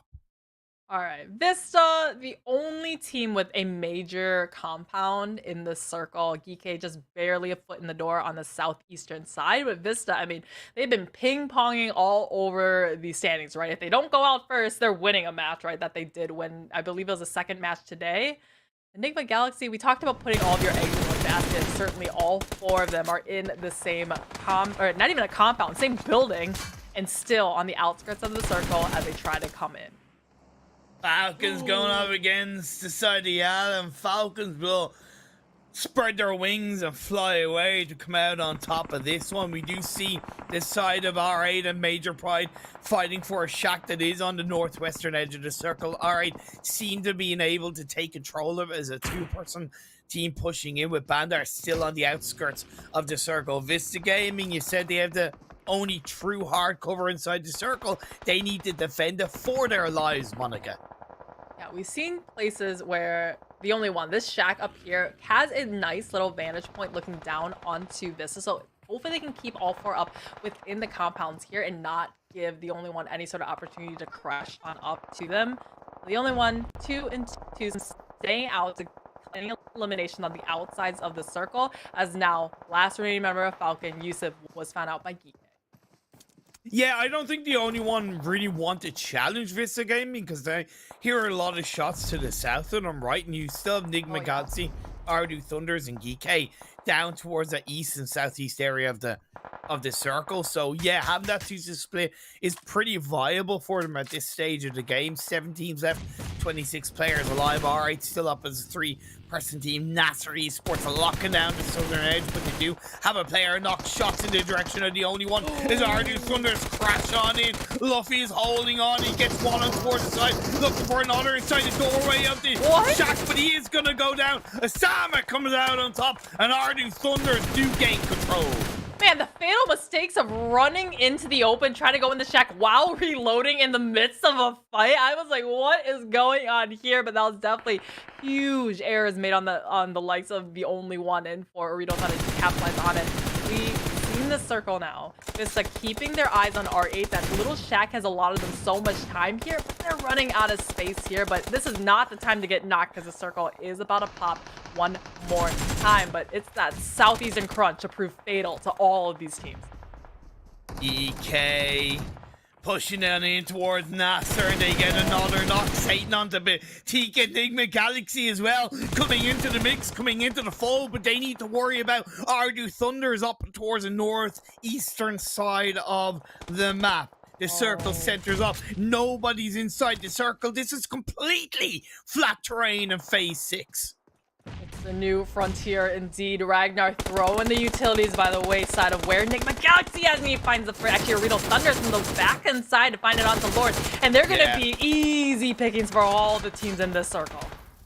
Yeah, the high ground for NIGMA Galaxy gave them something, but it took a lot away from the control that they in any way had against OOREDOO Thunders. Great direction by OOREDOO Thunders as they take advantage. They will need to move in. The phase 6 blue zone starting to close in, navigating, disintegrating away and giving nothing to the remaining teams. Lord goes down once again the hands of OOREDOO Thunder. Multiple times he's been knocked. He's gonna be bleeding out faster and faster. R8 though finding onto Vista Gaming, as OOREDOO Thunders also has a pretty high upper ground. So Vista, where they were in a really great spot, now need to come up the hill with the OOREDOO Thunders above them, looking on down. But NIGMA Galaxy, they could be the ones to steal away the attention of OOREDOO Thunders. I mean, they're coming in hot and heavy, and Vista Gaming right into their laps and looking to clean up on this side of the hill. Smokes all plumed out as OOREDOO Thunders is taken out by Vista Gaming. Lovely push by Vista Gaming. They've already won a game today. They're coming into this super weekend with a mammoth task in front of them. They've suffered 2 0-point results in the previous 2 games, but they're looking to end day 1 of Super Weekend 3 in a flurry of eliminations and a second chicken dinner. They have 3 teams in front of them: RA, GEEKAY, and NASR Esports. Vista Gaming is at 13 eliminations right now. When did that happen? They have been fighting for their lives since the beginning of the matches as R8. They lost prestige already. Vista Gaming, though, they have their eyesight, all attention turned onto them. Hopefully, GEEKAY cannot find the other angle onto them as they do find another member of R8. It's just such good proactive play, Monica. It's so beautiful to watch Vista coordinate as a team and just cohesively work together to gain control. They still have to be careful. Third-party threats are still there when you have this open terrain. One of the GEEKAY players is hunkered down, prone, hoping not to get spotted amongst the smokes, amongst the flurry of action coming out from the likes of Vista Gaming. Oh, RA just no cover at all as Vista Gaming is just, man, they're just steamrolling. They're just taking their every sort of vehicle, running over everybody in this lobby. And look, Vista have all 4 up. The only 2 teams left, GEEKAY, NASR, they only have 2 apiece each. So they have the man advantage. They have the positional advantage. 16 eliminations found now and looking for all of the rest of the players in this lobby. The biggest thing Vista Gaming are doing correctly at this stage of the game is that every single fight that they take, they are closing it out as quickly as they can. So they are giving as little opportunity to the rest of the teams around in the third party. Ragnar on the prone down position will get a knock onto Evo Station. It's going to look to get returned. That's a wonderful nade. We'll send Ragnar swinging around outside of the tree, and that is going to be Dino picking up the knock, and it roars. Transcends for the rest of his team as Satan is the last player up and NASR are in the mix down on the southwest side. Dino, the perfect throw in the grenade, displaced that member of GEEKAY to make him come up and give away his position. But the other half of Vista, they're keeping their eyesights on NASR now. And how many grenades do they each have? Because they can just lay down the mini red zone. They find the one. There's 1 left from NASR. This is it. 18 eliminations. Can they end on a 20 elimination chicken dinner? They find their 19th. 1 player left up. The final player in NASR Esports. The final elimination comes through. And that is a second chicken dinner for Vista Gaming. Man, I said at the beginning today, Vista Gaming, they came in with 0 points going into this super weekend. They haven't made a single super weekend yet until now, and they need a weekend like GEEKAY had last weekend where they had 206 points. Vista Gaming needs to make at least 193 points this weekend to try to even attempt to qualify for finals. And what a day they have had. 2 chicken dinners out of the 5 matches played today. What a way for them to close out day 1, Monica. 35 points from 1 game alone. 20 eliminations, an incredible performance. Yes, they may have had a bit of circle luck. That is certainly to be agreed upon. But like I said, every single engagement that they took, they finished it off as quickly as they could. They actually have now tied POWR in most eliminations in a single chicken dinner. POWR got 20 a couple weeks ago, right? But the next closest one, they even topped GEEKAY. Their highest eliminations in a chicken dinner was 18. So Vista, this is 35 points. That is the most any team besides from POWR has ever gotten in a single match. It's all Vista Gaming, baby. This super weekend, these remaining 10 games, in the words of Andre, they're going to be poggers, man. I'm so excited. Like, the only one got themselves 6 points. Kind of technically well done. That's nothing compared to Vista Gaming. Oh, no, indeed. So, Vista Gaming, I mean, great, obviously great chicken. If they can win a match, they go big, right? Oh, But stop. they had 3 other matches today too, though, with True. 0 points, went out 11th with, like, 1 elimination, so they need to get a little bit more consistent there as we take a look at the second page of the match ranking. That's a good observation to technically bring them back down to earth, for sure. Is that yes, a little bit more consistency is certainly needed. They can take all the confidence that they want and that they should from a massive performance like this, but they need to transfer that into a level of consistency. I'm sorry, guys, in the bottom page, but you know, Vista Gaming, come on, like 35 points. You don't often get those kind of games. It needs to be highlighted, and especially considering the position Vista Gaming are in coming into this super weekend. It's something about this region because Vista Gaming, they do this. SKYROCKET, Falcons, they've also done something very similar to this, where they were, pushed into a corner. They came into the first super weekend they had and just played out of their minds, right? So I'm hoping they can keep this momentum up. But I want to see the overalls in PRM as we have that first day under our belts and how that may have shifted around. Simply put, the standard of the lobby is really high. Genuinely, it is very, very high. Like, I can really barely say there's a couple of teams who are kind of like out of their depths. The rest of the teams who are playing across the 20 teams are just very high standard. As of right now, though, GEEKAY are at the highest standard on a total of 417 points. Man, I mean, it's last weekend was the story of GEEKAY, and at least for today, the story is obviously on Vista Gaming. 417 points found. Not even the second place team, Major Pride, have broken the 300 point mark. So GEEKAY, they're on a league of their own, and they're just competing against each other, I guess, in this tournament because no other team can match up to them. Twisted Minds have dropped down to 7th in the overall standings. So that means that will kind of, start to happen, of course, as you move on to the second page and we look at who's down in 9th to 16th. The only one have actually put themselves back up to 16th ahead of CONQUEROR, by the way. So a fight for the 16th spot, that's a lot, like a lot closer than we thought. The points are very, very close between the only one and CONQUEROR. In that last game, the only one, they only got like 6 points, right? So it's like you're counting pennies at this point, right? But the pennies are going to make the difference for the top 16 that qualify in finals. And they have 2 days left to solidify their scores for that finals in 2 weeks.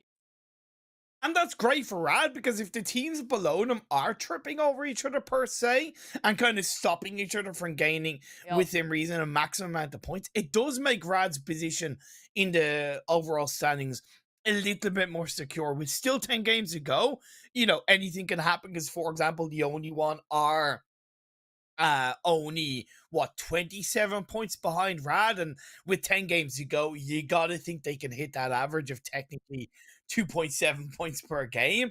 And if CONQUEROR do something similar, that will push Rad out of the top 16. Like if you were Rad, you're hoping that the teams at the top, like GEEKAY, the teams that are above you, are gonna just soak up all the points, right? And the teams below you aren't just gonna get any of that. So they're really rooting for like, go GEEKAY, go Major Pride, go NASR, go Enigma Galaxy, right? But all right, most interesting part of this standings though, I want to see that last page, and oh man, 66 points found by Vista Gaming.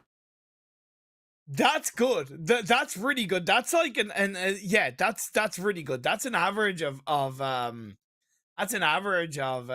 13 points per game, right? And that's kind of, it's still a third of what CONQUEROR has, so we need to kind of be a little bit realistic. But in terms of what we talked about at the start of the day, of kind of step by step, they're only 9 points behind COR 12, who have an extra 10 games. They're only roughly around 66 or 60 points behind 90th minute, who have an extra 15 games. That does put Vista Gaming in definitely a much better position. So Vista Gaming, I'll go on the flip side of, so you were dividing, I'm going to multiply. So if they got 66 points today, they have 2 more days. So if they can do 66 points today, like tomorrow and the day after, that puts them at 198 points, which would be above Rad at 193 points. But of course, Vista, I mean, they need to play out of their freaking minds. Just, I mean, really clean up those games that they just went out with 0 points, because that really brings their averages down. Exactly, because it is going to be rare that you're going to hit that kind of 35-point game, right? That is genuinely a rarity, so it is something that I'm really glad that you brought that observation into the fold off the back of a disgustingly good result, that you're kind of keeping things grounded in that regard for them. They do need to maintain a level of consistency. It's important, man. It's important, of course, that we kind of use that Rad's non-moving target as a focus for Vista, because we can't be too sure that the only one are going to do good or bad. CONQUEROR are only going to do good or bad. We don't know that variable, but we do know that Rad's variable is that non-moving target of 193 points. As you get into the tail end of the day, though, we do, of course, have to highlight the fact that the Grizzly Bear event is on at the moment. The card collection, get them all in game. You can pick all of the collection up in one go if you are lucky. Monica, got a bear fact ready? I'm scared. As you said, Grizzly Bear, I was like, oh crap. Like, I did not think of any sort of fact. Oh, Monica. Come on, Monica. You gotta have one ready. Okay. Nope, I got nothing. I'm like looking at this list of bear facts, and there's nothing really cool here. You know what? Fine. I'll do the no. I'm not angry. I'm just disappointed. What I'm not disappointed in is, of course, a grand banquet event. Get the ingredients to make more dishes. Let's share and spread our happiness together in game. You can get a discount every day, up to 70% off, a group discount for the grand banquet event. So get in game, get involved, and like I said, share the happiness, spread it amongst your community. Monica, day one of the third super weekend is over. 5 games have happened. It might be a little bit of an obvious question, but who's impressed you the most? Well, I mean, beyond, okay, so anyone would say Vista Gaming, right? I mean, they've impressed me, but they've also disappointed me in those 0-point games, right? So I want to see more from them in this, in that. But I would say, I don't know. I'd say OOREDOO Thunders, though. They've been okay, consistent across it. They haven't. I think they got the chicken dinner in one of the games, but I think they're a team that is kind of more solidified and has their kind of rotations all figured out. I've been impressed with SKYROCKET, to be fair. Yeah, okay, it did kind of fall off on the final couple of games a little bit more, but they pick up the amount of points that they did in the first 3 games, and considering where they are in the overall standings, was pretty impressive. I think they set a high standard in that regard for the rest of the teams around them. Yeah, they did well at the beginning and then just ran out of fuel towards the end, right? I see what you did there. I see what you did there. And on that boomer joke note, we're going to end things here today in the first day of the Super Weekend number 3. But join us at the same time, same place tomorrow for some fantastic PUBG Mobile action. Thanks for tuning in. Have a wonderful evening and see you all tomorrow.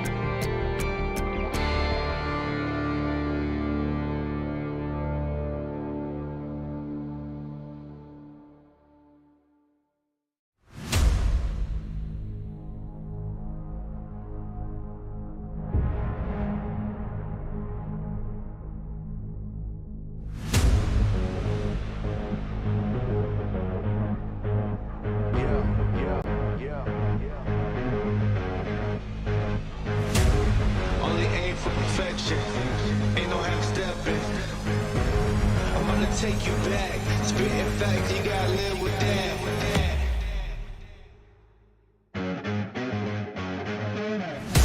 Who got it? Who want it? No problem. We mob it. Who got it? Who want it? No problem. We mob it. Belly of the beast. There were days where I barely had sleep, but I had to work more than competition. I can't live like the opposition. Living everything I dreamed of, doing everything you think of. The way I work, I'm on the brink of doing everything you dreamed of.